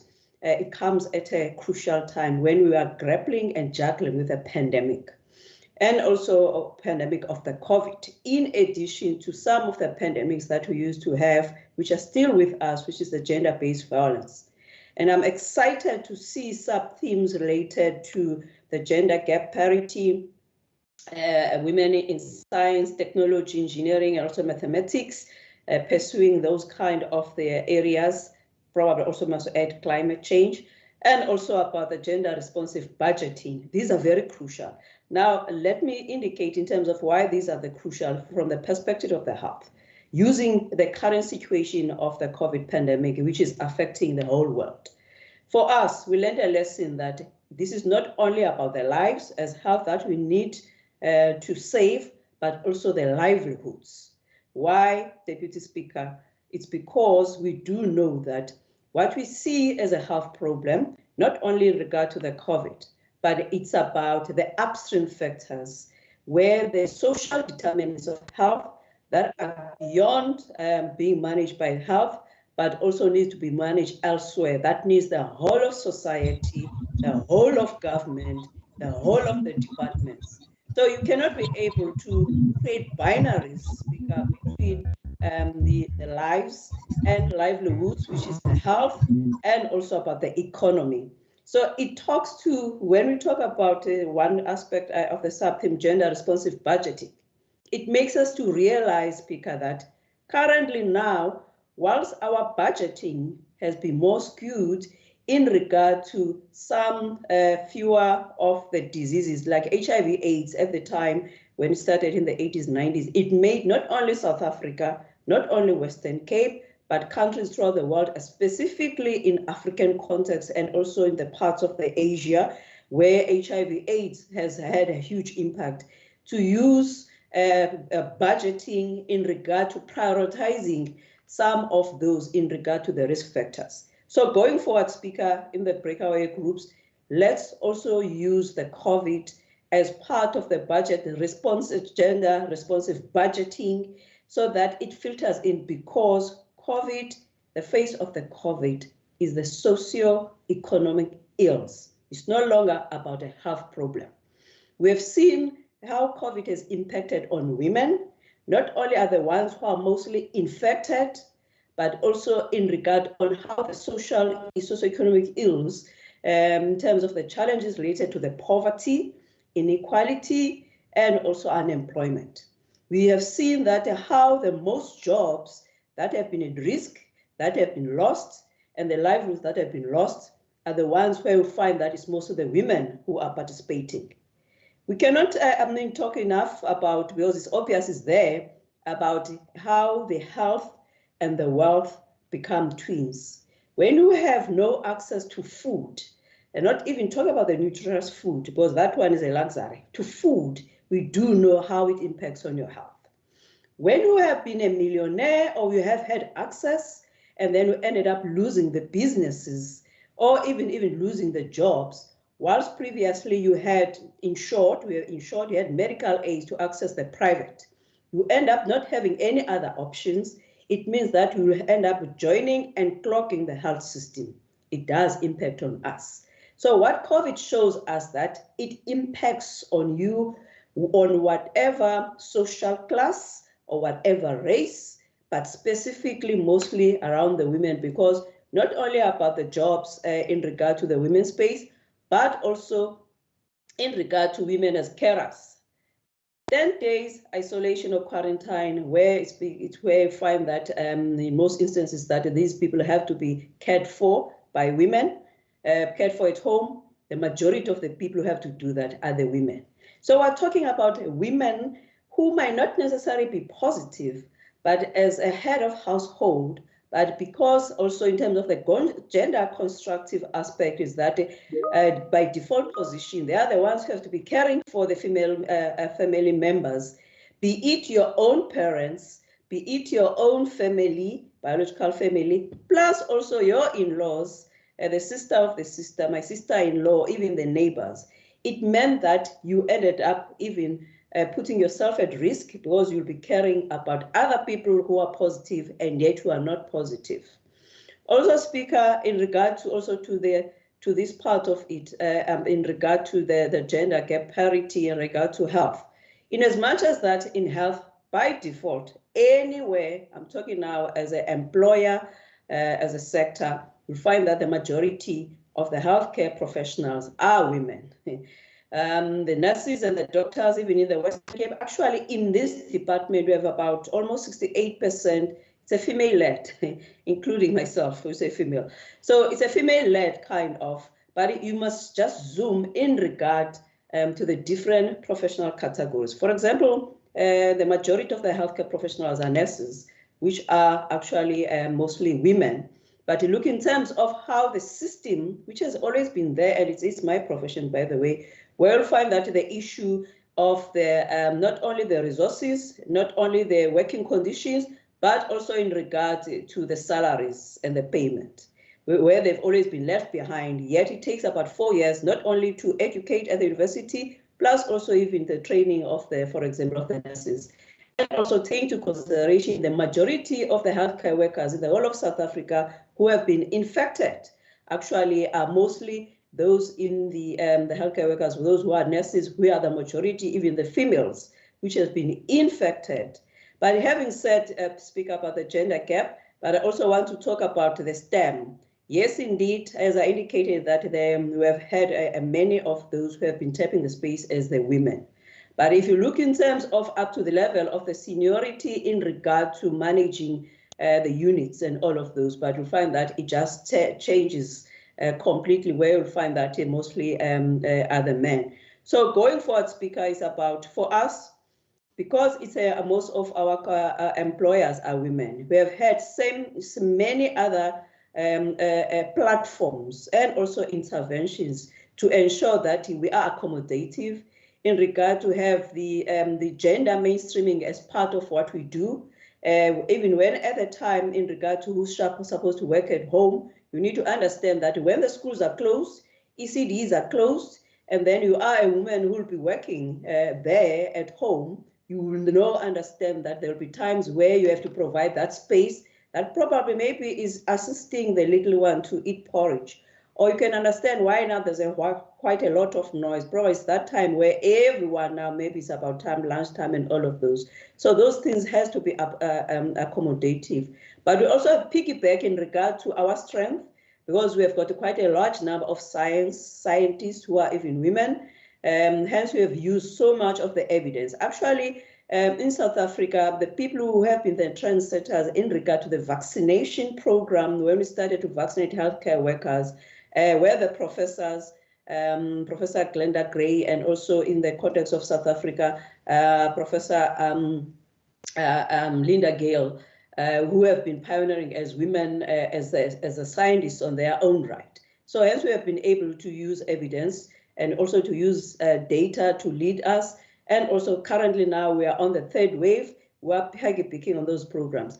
Lastly, Speaker, I want to speak about the vaccination program, vaccination in regard to not leaving anyone behind. Because for us, the notion of not leaving anyone behind, it was to ensure that we don't leave those vulnerable, and most of them are the women. Hence, you'll find that in some cases, we will have pop-up buses of the vaccination site that are outside the mainstream, so that we could be able to accommodate those women who are mostly like in the farming communities or in the informal settlements. And also to use that opportunity when women are shopping, because at the end of the month, or they're having their social grants or child social grants and pension payouts and all of those, you'll know that they'll be buying food at the grocery store. So instead of now having the vaccination sites outside where women could be able to access them, we bring them to the shopping malls so that they could be able to have such access. So, Deputy Speaker, in closing, I want to indicate that with health, in as much as that in the health system, the majority are the women, and that it makes us to benefit gender-wise, because you have that gender equality balancing, that there are many women. And also economy-wise, because women are mostly the head of the households. Therefore, when they are employed, which is guaranteed, not only healthcare professionals, but even the lower levels, such as the community health workers, where you'll find that they are still there, some of them not even have been exposed to the higher education, who are the ones who are the high employer sector in that regard. Similar with the cleaning, with all other categories of the healthcare workers administratively, that we acknowledge. However, as health, we have to absorb as many of the inequalities, as many of the poverty, as many of the other challenges related to the poverty within our system. So whilst other sectors might be able to turn a blind eye or choose who should respond to, but when everything fails, everything comes to help. Hence for us, we do contribute on the gender balancing in regard to that space, just like we contribute in regard to the women accessing science, technology, and all of those. However, it does have a psychological impact to us as healthcare workers, as women, plus also as healthcare workers, who majority are women. Currently with the COVID, of which the face of the COVID is no longer now only about the health problem, but is a woman who's unemployed, who is hungry, who also has got the inequalities. As we know, lastly, with the inequalities that contribute, inequalities of gender contribute to gender-based violence. Inequalities related to the class contribute to the crime that is related to housebreaking and all of those that women end up being impacted. Inequalities related to the age, that's when we see our children being raped by their fathers, by their uncles and so forth, and all of these come to us, to women. So thank you very much for the opportunity. I wish every luck and also everything to go smoothly. And Deputy Speaker, lastly, I wouldn't want this to end, because I'm saying that I'm wearing my cap as a legislator. We want us to see this happening, whether next week, where we could be able to, all of us in this legislature, specifically in the Western Cape, to say that we have done it. We've gone beyond talk shopping, but now that's what we're submitting to do it for South Africa as well. Thank you very much. Thank you very much, Mr. Mbombo. I'd like to call on Honourable Member Ayanda Barnes to give the vote of thanks to our two ministers. Thank you, Deputy Speaker, and greetings to you, greetings to everyone that can hear me, the phenomenal woman. I think I've been given the most easy task here to thank one of my own, in fact, two of my own. When I was thinking what I was going to say next, I realized that actually this is the easy one because it's of our own. Matters that they raised even today are matters that we normally speak to about and address. As Minister Mbombo said at the latter part, that the only wish is for us to move forward and not be the end of it today. How do we move forward?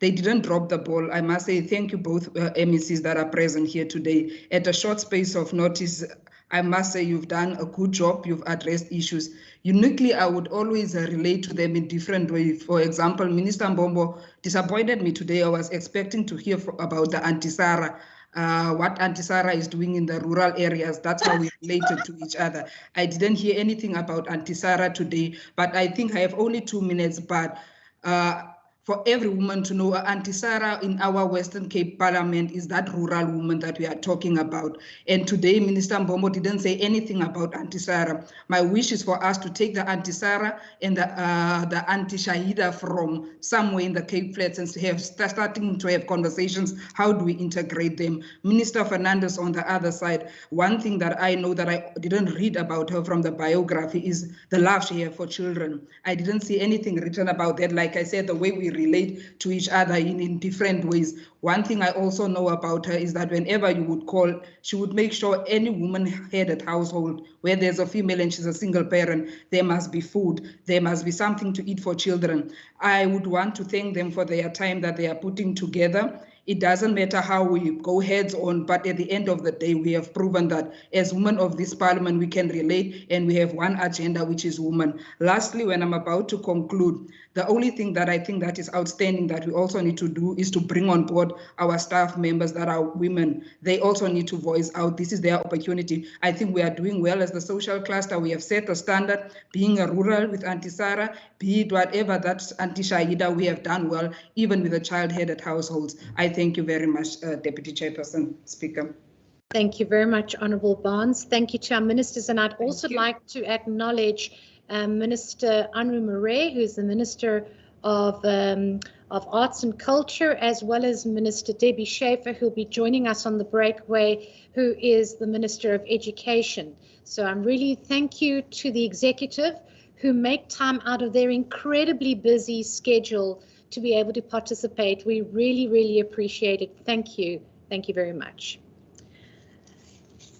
All right, to all our participants, we now are going to be moving on to the breakaway sessions. If I could just give you a little bit of information, all participants that have registered their interest in respect of their breakaway sessions, the support officials will initiate the process and all participants will be automatically moved. So you won't have to do anything. You'll be automatically moved to your respective groups. This may take a few seconds to complete, so just wait, and that should happen quite quickly. Once you are in your respective breakaway sessions, the Honourable Members Philander, they will introduce themselves. Honourable Philander, Honourable Maseko, and Baku Force will chair the discussions. In fact, I think it's not Honourable Maseko, I think it's Honourable Bartman, if I'm correct. That's correct. And then you have 50 minutes for this part of the program. 40 minutes of it will be the deliberation and 10 minutes will be for formulating your report back input. We have IT staff as well as scribes in each of the breakaway sessions to be able to assist the chairperson. 5 minutes prior to the end of the session, a warning will appear on the screen prompting you to wrap up, and then you will be automatically moved back to the main session. The officials will now initiate the breakaway session. Good luck, and I'm looking forward to the outcome.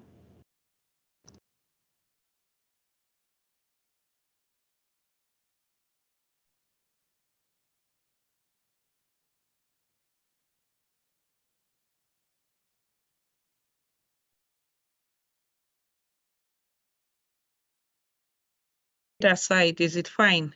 It's fine like that, yes. Okay, thank you. As long as I'm audible, I don't want to embarrass everyone.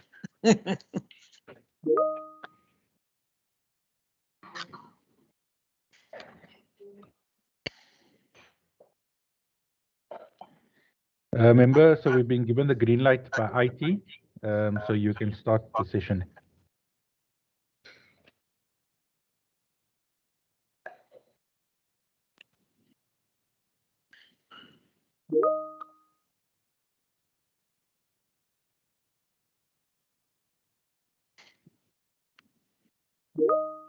Good day to everyone.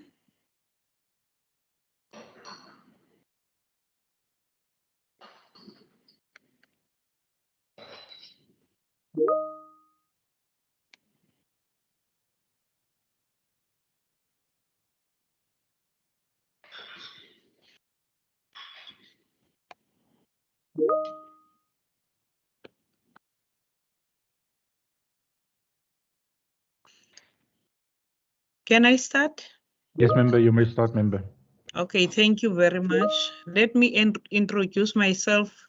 I'm Honorable Baku Force. I will be chairing this session today. It's an honor to be selected to do this session, and it is our month as women, but I would prefer that every day is Women's Day, but nevertheless, let's start. I will do the briefing notes now. The introduction is as follows. The scope of paper is limited to data on universities' enrollment in STEM fields of study in South Africa. Although the report focuses on STEM fields of study, which include mathematics data up to the year 2018, presented in the relevant reports of the Department of Higher Education and Training as well as State South Africa. Only reports on the number of females who enrolled or completed degrees in said field of study as a category. Therefore, the information provided for South Africa will provide insight into the enrollment and attainment of degrees for females in said field of study, and will provide information on female enrollment for mathematics separately. The research paper will be divided into 3 sections. The first section will look specifically at the extent of underrepresentation by highlighting the enrollment of females relative to male in STEM field on study at university in South Africa, including a comparative view of the percentage of females who have attained degrees in STEM field of study at university in South Africa. The second session will definitely factors that inhibit females from enrolling and excelling in STEM field of study at universities. The third section will outline potential intervention to increase females' interest and enrollment in STEM fields of study at universities. Secondly, the extent on the program globally. Females have been historically underrepresented in STEM field of study and profession worldwide. Globally, only 35% of STEM students in higher education are female, and only 30% of researchers in STEM are female. In 2016, of number of students who were enrolled in STEM field of study, 30% of female students and 16% of female students, respectively, graduated from those programs.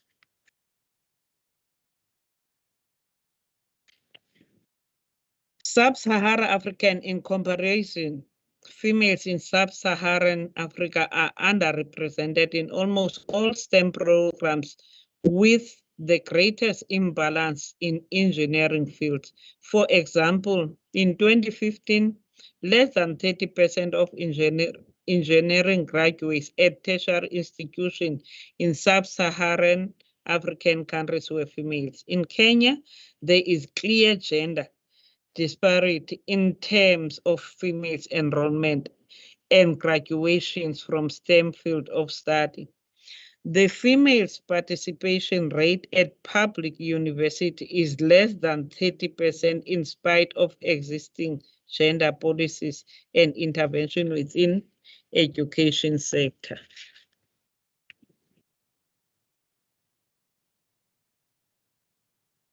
Furthermore, 11.19% of the total females enrolled in STEM fields of study compared to 20.84% of the total males enrolled in STEM fields of study attained a degree in 2021. Extent of problem in South Africa: enrollment in science, engineering, and technology by gender, 2010 to 2017.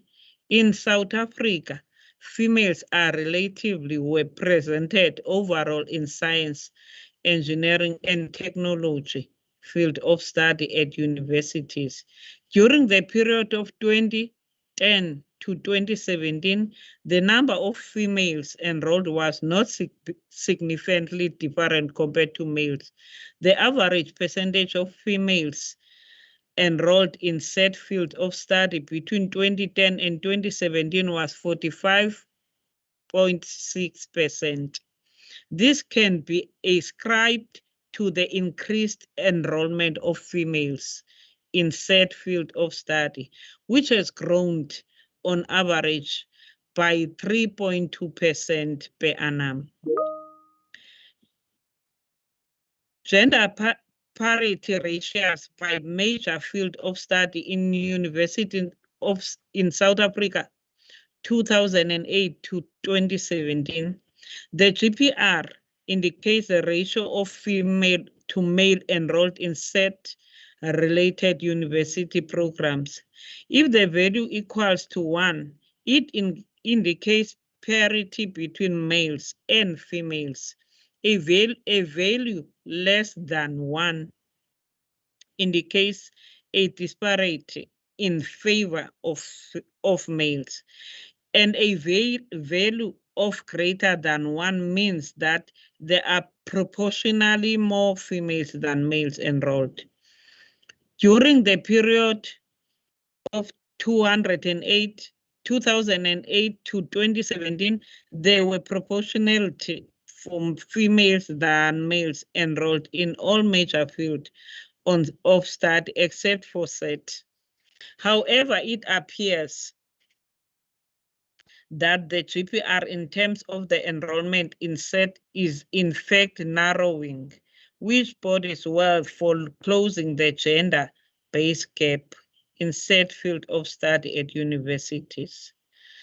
The enrollment at universities by classification of educational subject matter, categories, and gender in 2000 and 2016.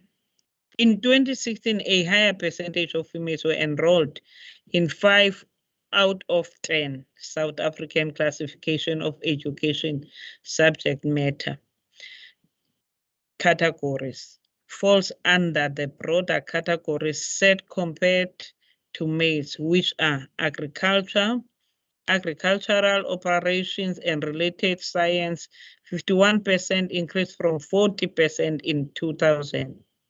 Health professions and related clinical sciences was 70.1%, increased from 66.4% in 2000.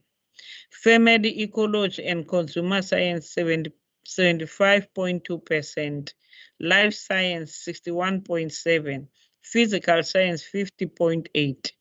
The total percentage enrollment for females in mathematical science decreased from 40.4% in 2000 to 38.3% in 2016, while computer science decreased from 38.6% to 36.3% in 2016.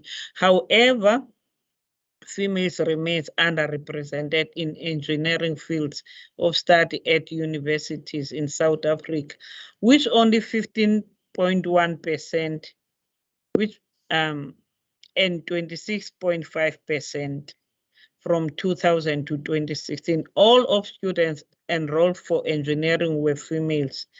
Enrollments for females in set by race 2013, given the limited availability of disaggregated data, according to female racial groups, the report only provides data recorded in 2013.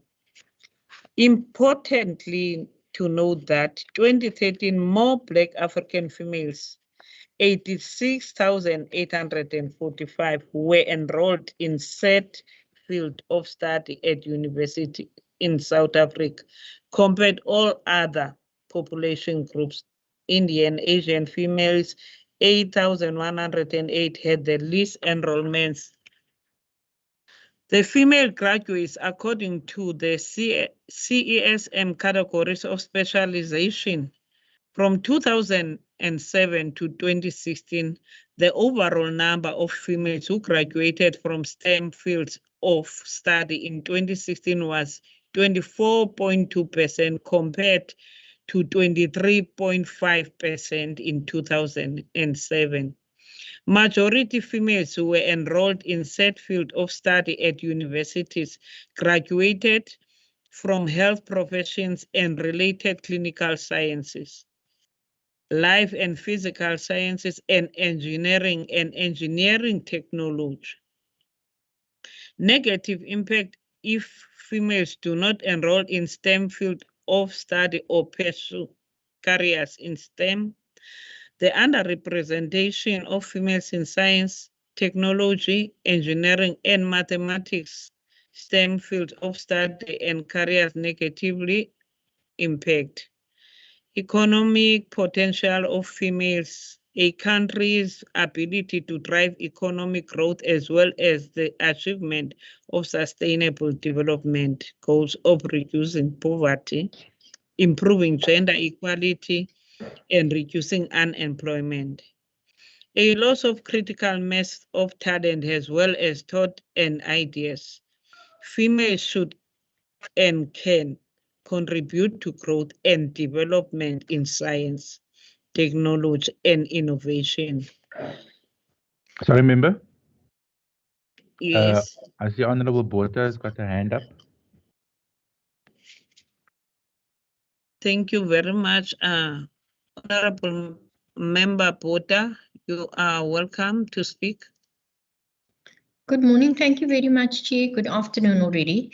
I just wanted to check in regard to going back. We're supposed to be back 12:20 in accordance with this program, but I just wanted to check because we are running behind, and I just wanted to make sure I kept time, and I'm 15 minutes behind. I just wanted to check with Ahmad also now whether I'm correct.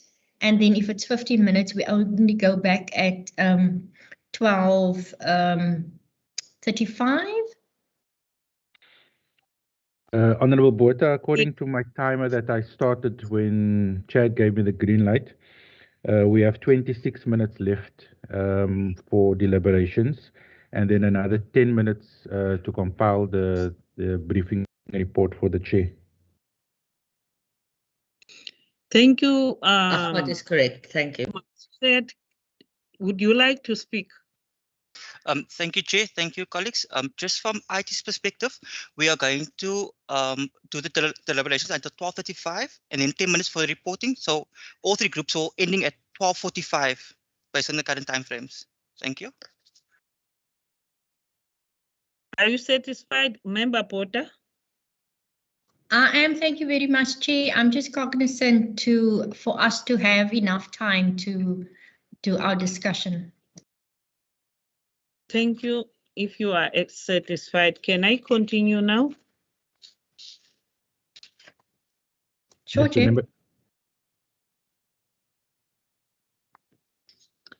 Thank you. Thank you very much.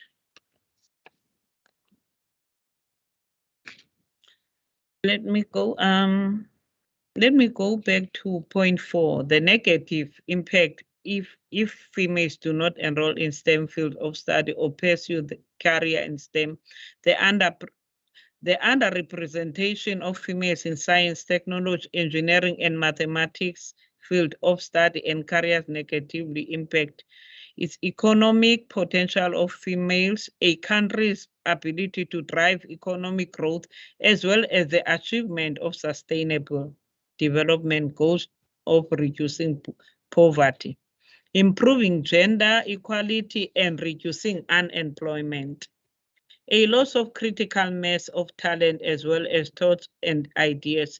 Females should and can contribute to growth and development in science, technology, and innovation. A missed opportunity for economists and an inefficient allocation of labor and talent shortages in labor supply in STEM sectors, lower employment prospects, and lower earnings in the labor market, which ultimately result in lower economic independence for female STEM-related sectors have been growing much faster than others and have significantly higher wages, and females being more likely to suffer unemployment effect that will aggravate poverty levels. As STEM is responding to the changing technology world, which requires certain skill sets. Point 5 is the key inhibiting factors affecting females from enrolling in STEM. I'm trying to be fast so that we keep the time. The occupational gender biases and negative stereotypes. People often hold stereotypical views about STEM courses being for boys, non-STEM related courses for girls, such as educational and social science. The gendered image of an occupation is therefore especially crucial for career choices, since girls are more likely to narrow their occupational choices because they perceive particular occupation as inappropriate for their gender. Cultural and societal expectation, the socio-cultural norms and gendered expectation therefore create stereotypes around the roles girls out to play in society. And it is for this reason that girls are more likely to engage in studies and careers that emphasize interpersonal skills and lack of self-efficacy. Negative stereotypes have all affected girls around their ability to excel or succeed in STEM field of study, and has subsequently contributed to why girls have a lack of aspiration for science and engineering careers. Research has shown that girls reported lower self-efficacy in maths and science compared to boys.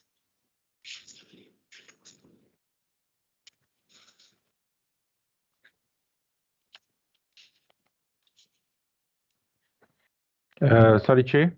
Yes. Sanal has a hand up. Sorry, Madam Chair. Are you done with your briefing? No. Oh, sorry. Then I'll come back when you're done. Sorry. Okay. Thank you very much. I'm almost there. Bear with me. In point 6, effective approach that can effectively address the different inhibiting factors.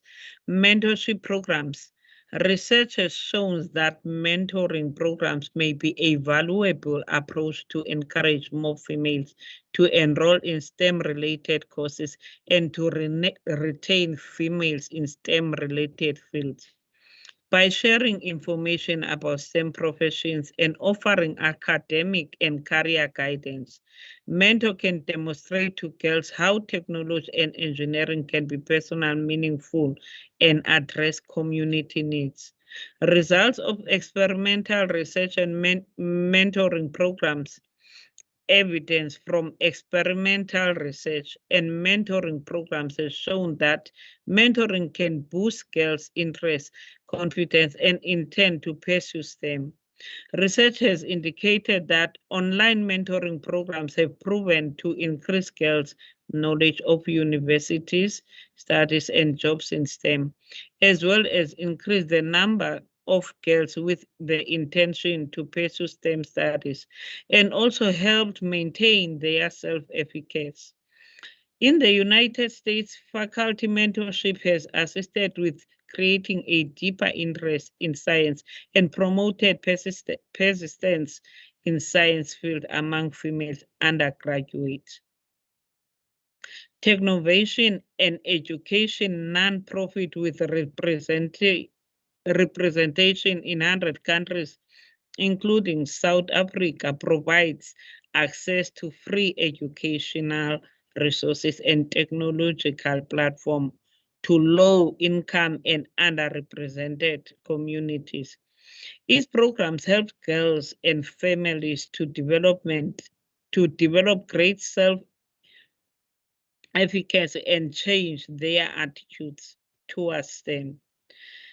Technovation matches girls and families with caring and knowledgeable mentors from a wide range of backgrounds, including volunteers from caring and knowledgeable mentors from a wide range of backgrounds, including volunteers from high-tech and business sectors to guide teams of girls between the age of 10 to 18 through a 12-week technology entrepreneurship curriculum.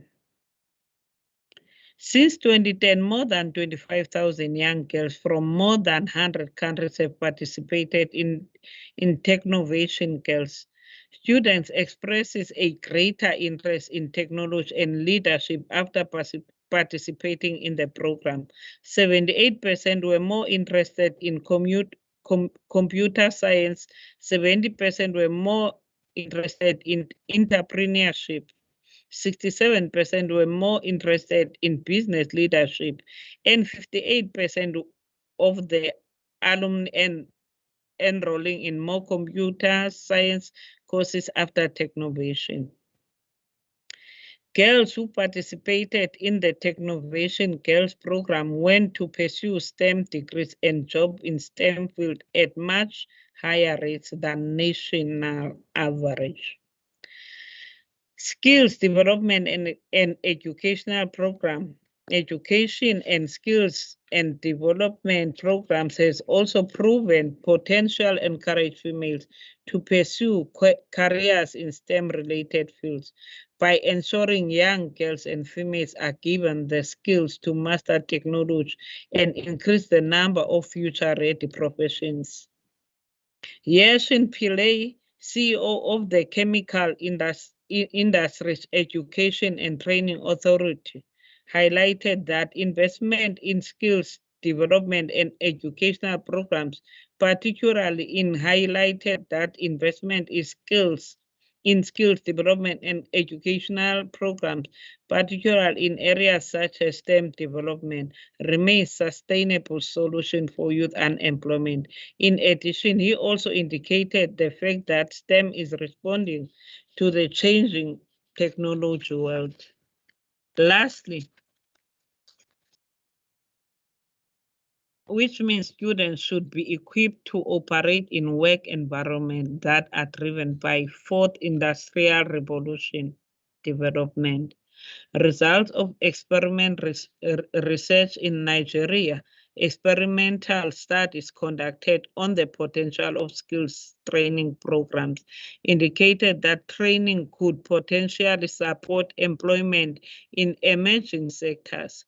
The experimental evidence indicated that information of communication technology, ICT training combined with soft skills, cultural sensitivity, stress and time management, and opportunities to connect with potential employers resulted in a 26% greater likelihood that female graduates would be able to pursue careers in ICT. The program also increased aspirations among females to pursue STEM-related fields, particularly those who had a low self-efficacy in terms of their ability to pursue STEM fields of study and careers. I thank you. So, Mr. Ahmad, you can lead us as I concluded the intro and outline other. Chair, can I just confirm? So the three main headings with regards to this group is the extent of underrepresentation of women in the STEM fields. The second heading will be factors that inhibit women from enrolling in STEM. And the third heading will be interventions in terms of assisting women in enrolling in STEM. So are we going to stick to those three headings? Yes. Okay, so Chair, in terms of our time, we have about 5 minutes per heading for discussion and inputs that we can put together before we have to end the discussion period and then compile the briefing notes. I see that Honorable Botha has a hand up, Chair. Honorable Botha, you are welcome to speak. Thank you very much, Chair. Through you, I was just wondering whether in regard to those headings and what our discussion should be under those headings, is it possible then to flight those headings so that we can type in that? Ahmad, through you, Chair, thanks. Yes, remember that's okay with me. Chair, can we then take that route? Yes. We have it on the screen and then we can talk to it from the research. Yes, Ahmad, will you flag it for us, sir? Yeah. Okay. Do you want to share screen and then yes, and then you type as the people speak. I think that's perfect. Okay, I will just type because if I share my screen, I won't be able to see whose hands are up or anything. Okay.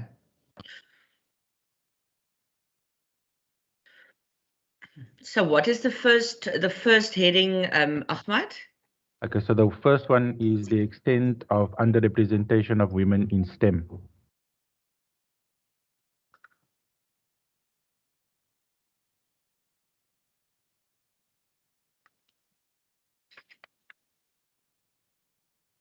Chair Sunal has a hand up. Sunel, you may speak. Thank you very much. Followed by Honorable Botha. Thank you very much. Thank you very much, Madam Chair. I have been privy to the research document and I was absolutely appalled to see that the representativity in STEM in South Africa at this point is 70-30. So of the students, only 30% are women. Yeah, and I find that is that's quite excessive. Thank you, Chair. Thank you, Ms. Sunel. Honorable Botha, is that a old hand or a new hand? Chair, it's a new hand. Thank you. Thank you. Okay, I'm adding on to what Sunel just was saying, and then also the pass rate for mathematics in our schooling system is also a negative contributor to more females or girls going into this study field. So the pass mark for mathematics is something that we need to look at because that needs to be lifted in order for us to have more girls in the program. And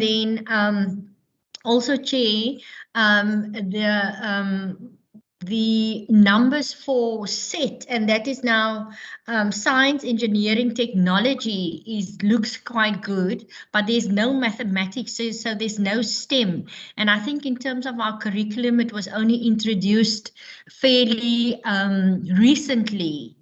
And I think that more and more there should be girl, child, or learner facilitation groups so that girls can be better introduced to mathematics. Thanks. Thank you, Member Bota. I see a hand, Veronica. Veronica, you may speak. Thank you very much, Madam Chair. I am Honorable Veronica Sise, CWP rep in Africa. To me, I want to just give a short synopsis on the issues of the STEM for universities. Sexism is a critical issue in schools and STEM degree programs in university in West Africa. Our girls at this teenage age are now discriminated against pursuing courses in this field. So my take there is to have mentorship and role models are extremely important for anyone pursuing a degree. People share their experiences, finding someone they can lean and they can admire. And also, you know, sometimes women are shy away to do STEM courses in the universities because of the fear of mathematics. So with that, an important factor in motivating girls to enroll in STEM programs is helping them to overcome anxiety and gain confidence in abilities to help girls feel confident in making choices. Education system need to improve career guidance and orientation services and promote the models. So with that, we have to be starting to catch them young in the universities, give them encouragement, and send somebody who is a role model in the universities so that they can admire and copy from them. Thank you. Thank you, Honorable Member. Chair? I see a hand of Miss Sunail. Thank you, Chairperson. I don't mean to talk a lot.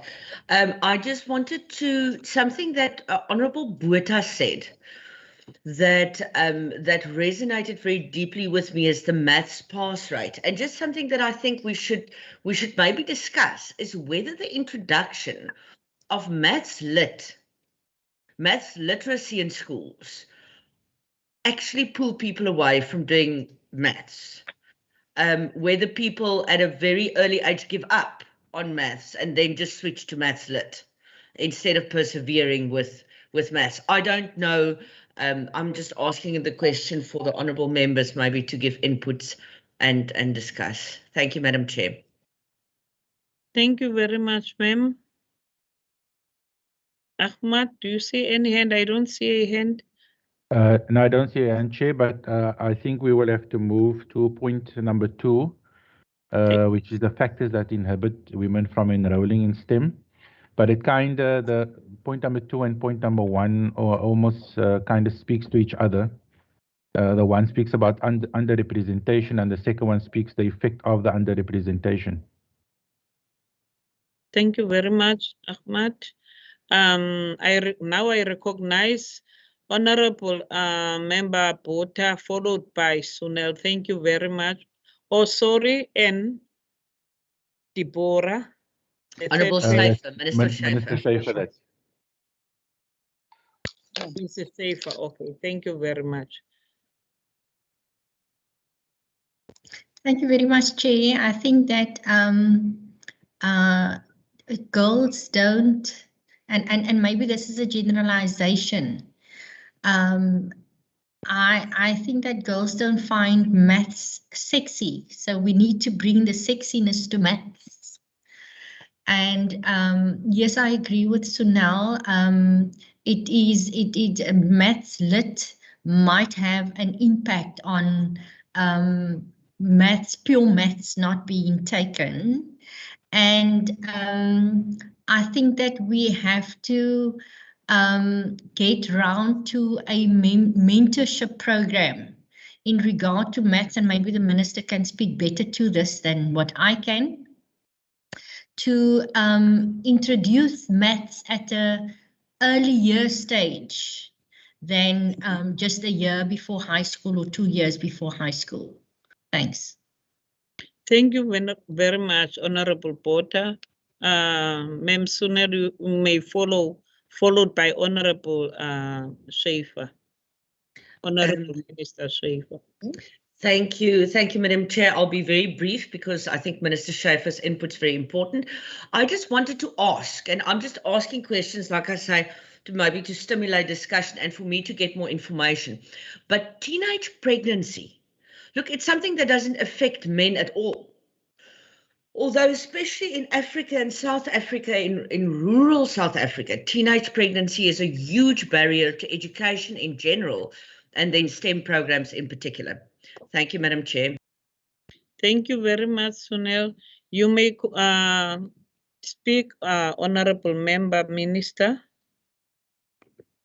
Thank you very much, Chairperson and members. Sorry, I thought I had this session at 12:36, so I think you started a bit early. So sorry, I missed the beginning part.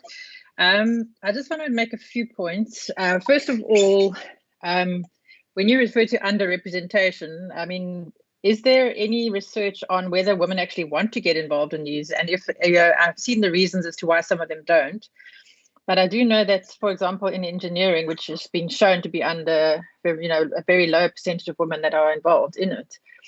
I think that some research should be done on that particular thing, because I certainly have some anecdotal evidence of women who don't. I know somebody who's actually qualified as an engineer, but she's practicing as a beauty therapist because she doesn't want to be able to be forced to go onto site, for example, whenever it's demanded of her, because she had children and she wanted to be at home with her children. So if that is one of the issues that is inhibiting women from getting into that, I think then we need to identify that and try and see what we can do to mitigate it. As far as I agree with mentorship, but the research that I've read from this group is very much focused on the higher education. And I think we must acknowledge that it's at school level really where we need to make the most impact, because if girls don't choose these subjects to take to matric, which they do in grade 9 already, then we've lost them. So it doesn't help going to speak to them when they're in matric already, when they haven't taken those subjects, and it doesn't, they then qualify for the university admission.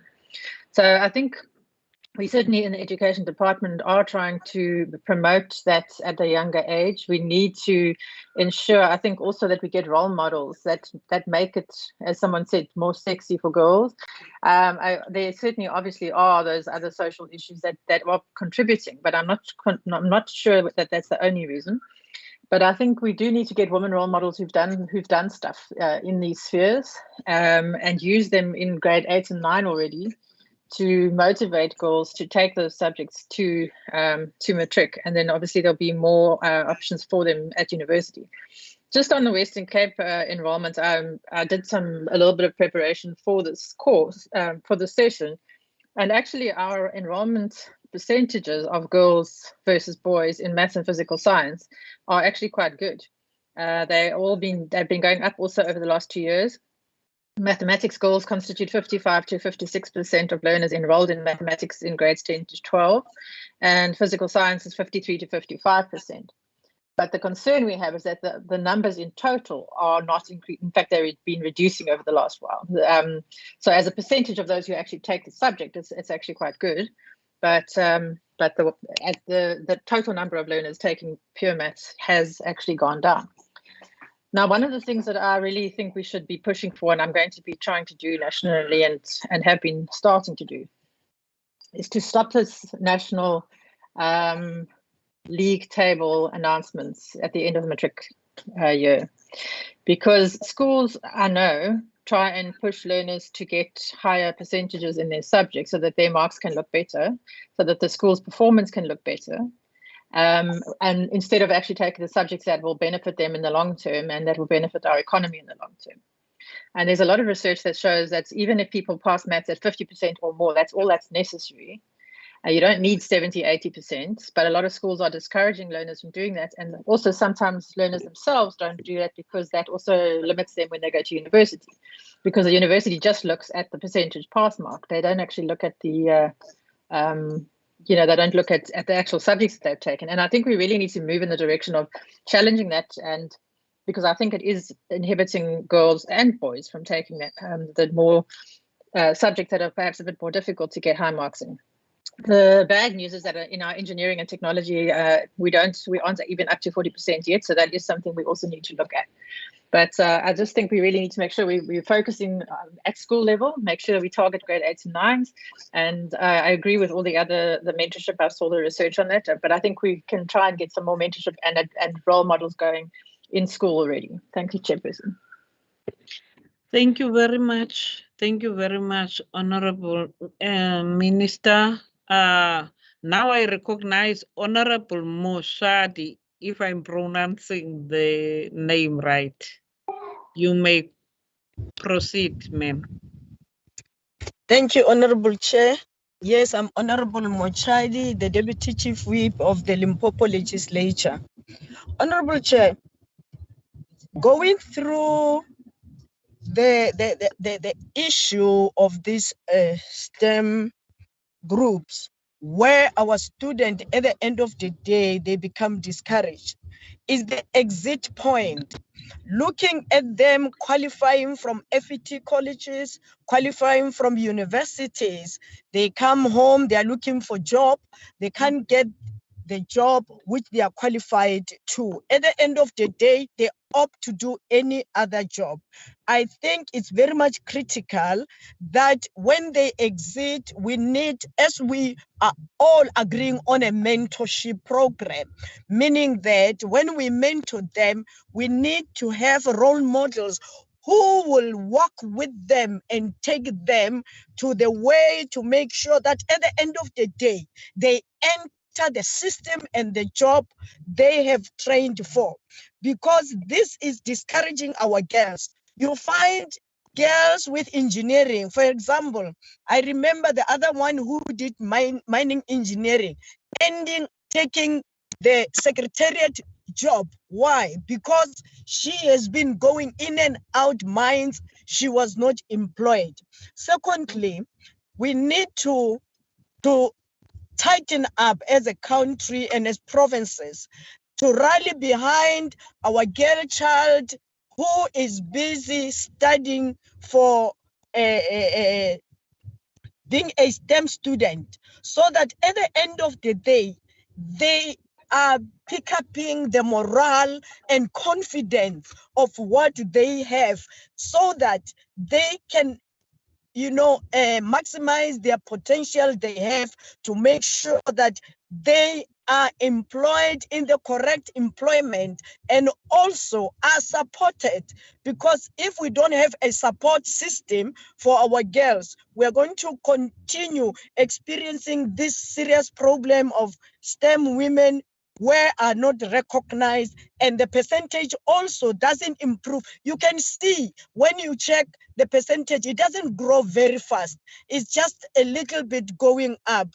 We must improve that by supporting the girl child in the choices they have made. Lastly, Madam Chair, we need to have a sponsorship which is standardized to support the career where the girls are choosing to follow the STEM as students. Thank you very much. Thank you very much, Honorable Member. Honorable Minister, is it a old hand or a new hand? Sorry, Chair, I thought I put it down. Sorry, it was an old hand. Chairperson, I just need to notify you that we have entered now the 10 minutes that we need to compile our briefing notes, because we are going to be pulled back into the main room in about 8 minutes from now. Okay. So we just need to quickly, for the three headings that we have, if we can just put a recommendation for each one, so that I can just finalize all the points, because I need to still send it to you by email so that you can prepare to present in the main room. So can we just do a recommendation for each of the headings? Then I can start finalizing this thing for you. No problem at all. Okay, as we can. Yes. We have spoken to some of the possible recommendations, and I think all of us who have spoken, we have spoken to a mentorship program, one earlier mentorship program. That's correct. And for me, this mentorship program should include those university students who have completed and advanced in STEM or have degrees, so that some of them can come back and mentor, especially maths, to start making maths sexy. And then I want to say that for us to have a presentation by this organization called Technovation, and maybe we should then ask also the researcher to look up other similar organizations like Technovation, and to get a presentation from them so that we know exactly what is the kind of programs that they introduce to communities, to schools, and in what are the in our country, what are the areas that they are active in.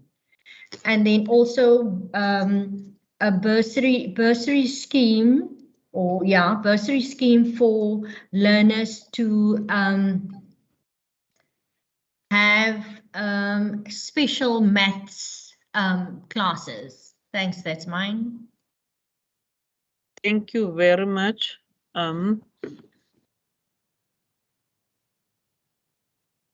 Thank you very much. Lead Ahmad. Yes, Chair. What is the way forward now? Okay, Chair. I just got a notice from IT. Everybody will move back at 12:48. So we've got an additional 5 minutes. If anybody else wants to add anything to the recommendations.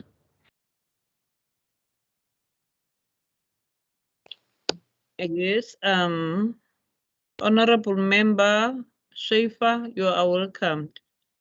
You can proceed. Thank you, Chair. Just as I said earlier, I think we should make sure that learners are particularly encouraged at grade 8 and 9 level by means of examples and role models. I also think that we need to do more research on particularly engineering, the barriers to entering engineering. I also think that, as I said, I think we must seriously consider lobbying for the way in which matric results are presented at the end of the year to change, because I think it's disincentivizing people from taking these subjects. And I think that's all for now. Thank you, Chair. Thank you very much for your input, Honorable Minister, and everyone that okay, now I recognize Sunil. Thank you, Madam Chair. I think if we could make a suggestion, because I think Honourable Botha spoke about it, I raised it, and the Honourable Minister raised it now as well, that we make a recommendation, Ahmad, and we must see how we can phrase it, about addressing the disincentivizing kids taking maths, and like Honourable Schaefer said, in the way that universities look at the final marks in matric, look at the issue of maths lit as an easy out. So address the issues that are actively disincentivizing girls from following that. I think that could be combined in one resolution. Ahmad, please. I don't know if the group agrees.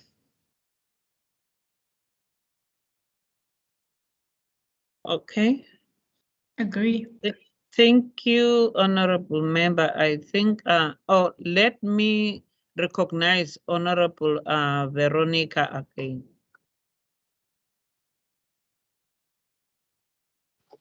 Thank you very much. A quick one. Let us on the recommendations. Let us try to encourage our various countries to draft policies that encourages women to pursue STEM courses as career. And inside that, we should also, inside the government policies, to encourage education awareness, education investment, policies that encourage gender equity, women-friendly policies, inclusion of women in governance and policy making, and also women's scholarships, and to reduce free fees for women who are pursuing. Well, for now, in Sierra Leone, we have started that in awarding scholarships to pursue students that go for STEM courses. Thank you very much. Thank you very much, Honorable Veronica. I see we have 2 HS here.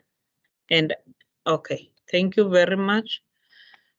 I think now we concluded our sessions. I would like to thank everyone who participated in this session. So now we'll move to the main room in 3 minutes. Ahmad, if I can just ask that you liaise with the chairperson on the notes that you made for the report back. Thank you very much. Yes, Chair, I'm just going to make it look neater than the points that I've taken down now. And then as soon as I'm done, I'm going to send it to you by email. Okay, you may do that, Ahmad. Okay.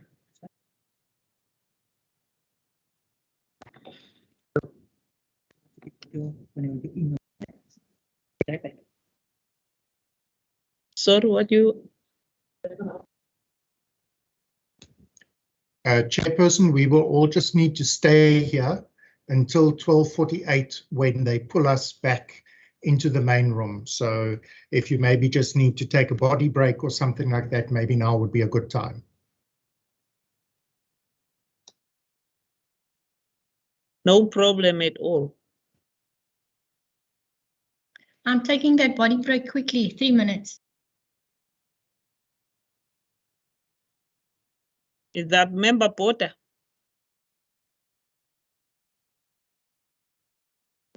Yes, Chairperson.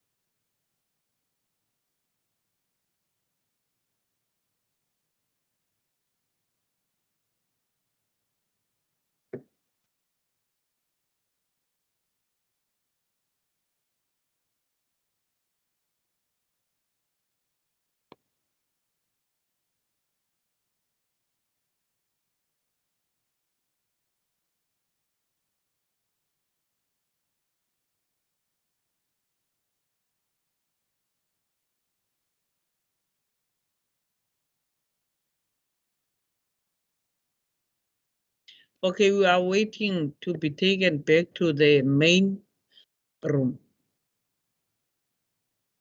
Yes, ma'am, that's correct. 1 minute.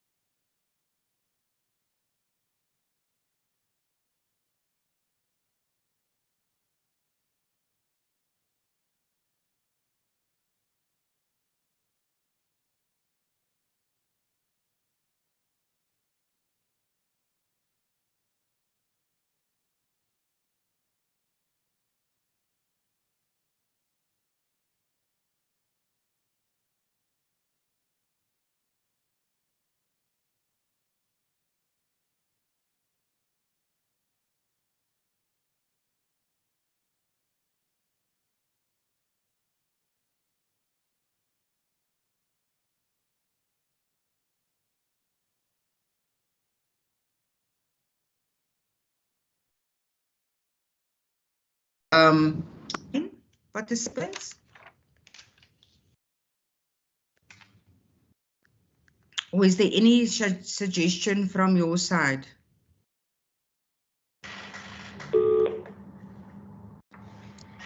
Honorable Wenger, I see you. I'm just giving you a thumbs up, Chair. Thank you. Are we happy that we then put this forward as the gender pay gap proposals? We're comfortable, Chair. Thank you very much, everyone. I do get an indication now it's time for us to return to the main session. Thank you so much for your participation and for your valuable input. Samir, will we be automatically?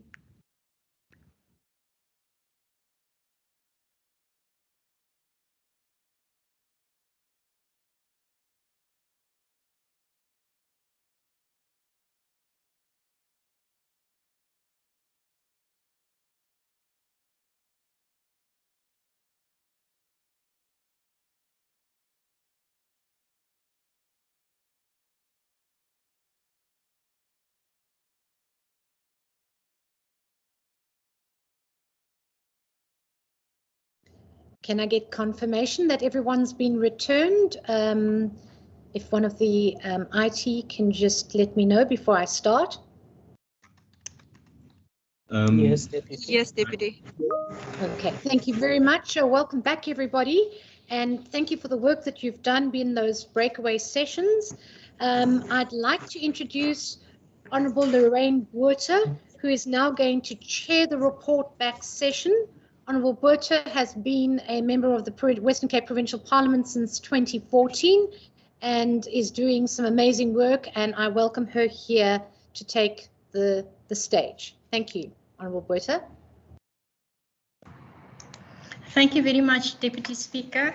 And I think that our thread throughout this program today has been that we as women have to become the ladders for others of us to climb and to excel, and not for us to become obstacles so that we can fall.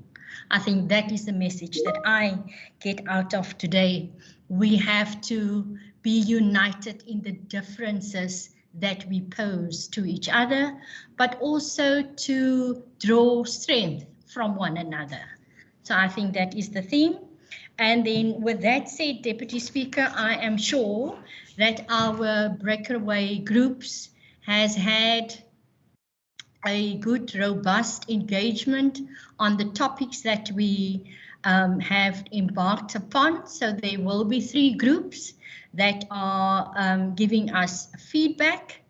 And without any further ado, Deputy Speaker, I will now call upon the first group who has discussed the gender remuneration gap, and that feedback will be done by the chairperson who hosted that group, and she is Honourable Wendy Philander. Over to you, ma'am. Thank you very much, Honourable Buerta. It was indeed a very robust and interesting discussion. We unfortunately, due to time, did not have the opportunity to slot our recommendations into the 3 main categories, which was the extent of the gender pay gap and the impact on women, the main contributing factors to the gender pay gap, as well as how to address the gender pay gap, but it was addressed in the various resolutions. So what participants deliberated on and discussed and what was then concluded on by Group 1 was the following, that we create the space and flexi time in order for women to be able to flourish within their environment. I'm sorry, we also had an issue with transferring our scribe notes. Our scribe was very sharp, but in transferring those notes. So what I have in front of me is rough notes that I make, but we will obviously after this formalize what we have, the both of us. So that was the first one. The second one was in terms of proposing amendments pertaining to the marriage regimes, to the NCOP, and thirdly, how the working mum, or rather the child care grant for working mums, as yes, that was the third one. And then fourthly, improve the financial literacy of women overall. The fifth one that was agreed upon, and that is was mainly focused on in the corporate sector, as to what was referred to as a hard stop. Chair, there was also a sixth proposal, and that was that there be an annual focus on the employment equity report, and one could then from that report see whether there was a shift or a change, and also monitor progress in terms of women empowerment accordingly. And then there was also a proposal made. The seventh one was to include the National Department of Women, the Labour Department, as well as the Department of Trade and Industry and private sector and other bodies as to advocating and promoting these proposals that was put forward. Chairperson, also as an eighth resolution, it was proposed for corporate to create the space and the facility within the various working areas where it would be able to, for creches to be established. And the final one was then for, just quickly see what exactly is policy saying, because the member at the time said what she gathered from the research documents was not too clear for her in terms of policies that guides us to make sure that we monitor and would be able to evaluate as such, as was mentioned in terms of employment equity as well. Chairperson, as I said, that is my rough notes, but this what the scribe and what I have, we will correlate as well, and that will be a more formal presentation, obviously. But yes, that is what Group 1 has resolved during their session. Thank you, Chair. Thank you very much, Chair Philander. Well within your time, you were allocated 10 minutes, and I'm just saying to the other two groups, there are 10 minutes for you to give your feedback. Yes, you say it's been your rough notes, but it did not come across rough at all. So thank you very much, Wendy. Audience, our second group is the group who has discussed gender responsive budgeting, and the chair for that group who facilitated there was Deirdre Baartman, and I welcome you, Deirdre, for your 10 minutes. Thank you. Thank you so much, Chairperson. In our particular session, some of the resolutions that came forth included, firstly, apologies, I would like to thank the colleagues in gender responsive budgeting. It was quite robust and quite a number of resolutions that came up as responsibilities for this topic. The first one is data disaggregation within reporting of gender responsive budgeting, that this relates to ensuring that data is disaggregated in programs and indicators. It includes monitoring impact and outcomes in reporting, and that in jurisdictions where there's no framework for gender responsive budgeting and how monitoring and evaluation is done, that these frameworks be developed by the respective treasuries. The second one, paired with this particular resolution, is that there needs to be a comprehensive integrated IT systems within our respective jurisdictions in order for data collection and in order for us to use that data on women in our gender responsive budgeting. And this must include artificial intelligence, machine-based learning, blockchain technology, and must be paired with cyber security in those particular matters. And then we requested that there be training and capacity development of women, and this be a priority in gender responsive budgeting within our treasuries and departments. Further, that when it comes to incentivizing keeping girls in education, keeping women in education, keeping women in employment, that there be comprehensive tax incentives, whether this falls within general taxes, in specific taxes and or grants, that there be comprehensive taxes incentives for this, and this be this relates to tax institutions and respective treasuries.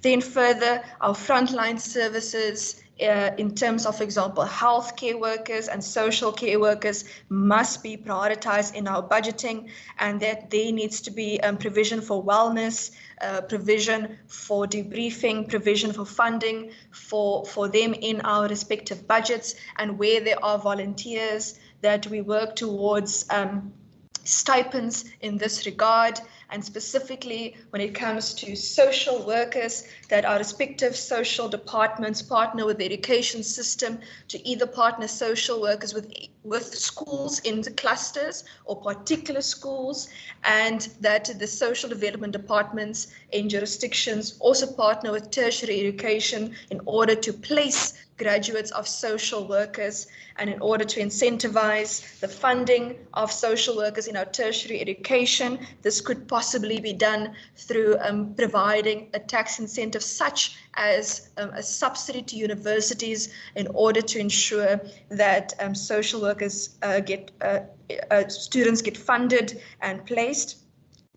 Further, that there's provision of free sanitary towels for girls, funding for that within public institutions such as police stations, schools, hospitals, clinics, and where one buys sanitary towels, that matters such as value-added tax not be added to sanitary towels. We did make note that not all jurisdictions call it value-added tax, so it can assist us with a more generalized term if possible.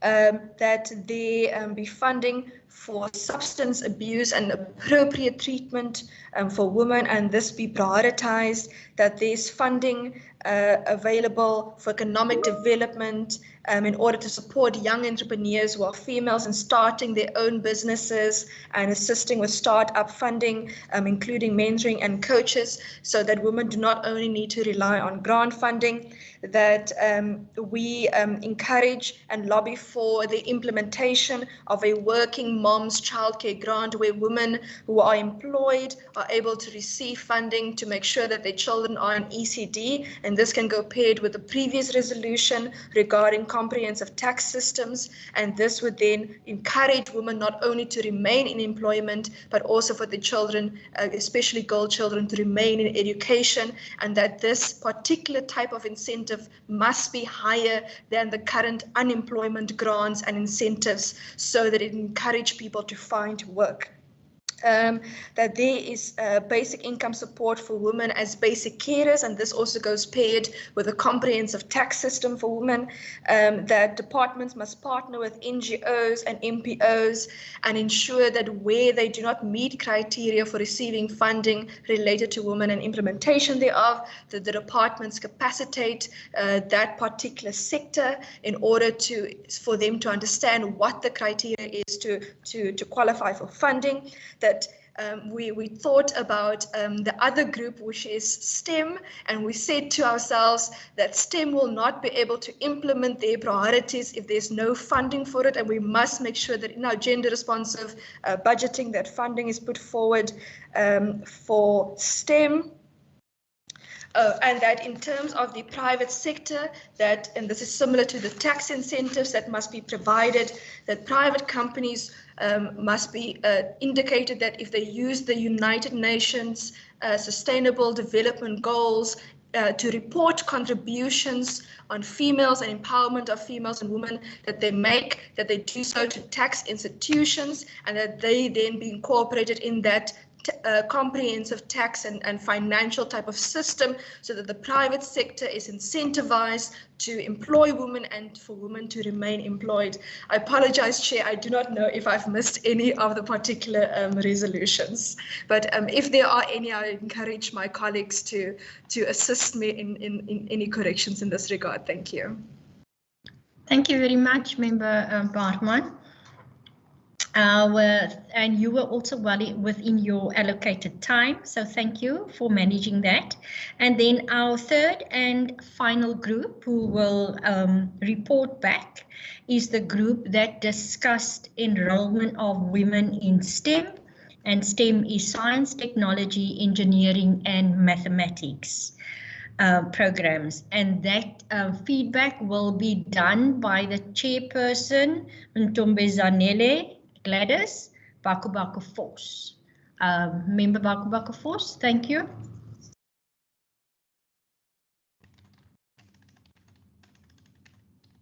Thank you very much.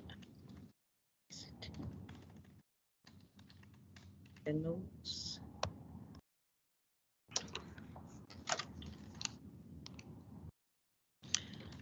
Yeah, our recommendations, Chair, is as follows.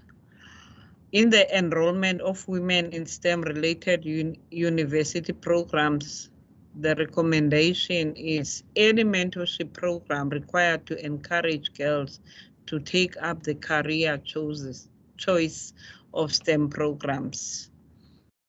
Women graduates and women who have taken up this career of choice to be part of this mentorship program. And the organizations such as Technovation present to girls in secondary school on STEM, and WCPP researchers should search for other organizations who offer similar. And the bursary scheme to be offered to girls for special maths classes.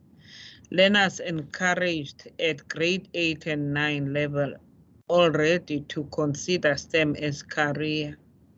More research on barriers that prevent girls from entering STEM faculties, and how metric results are presented should be reconsidered.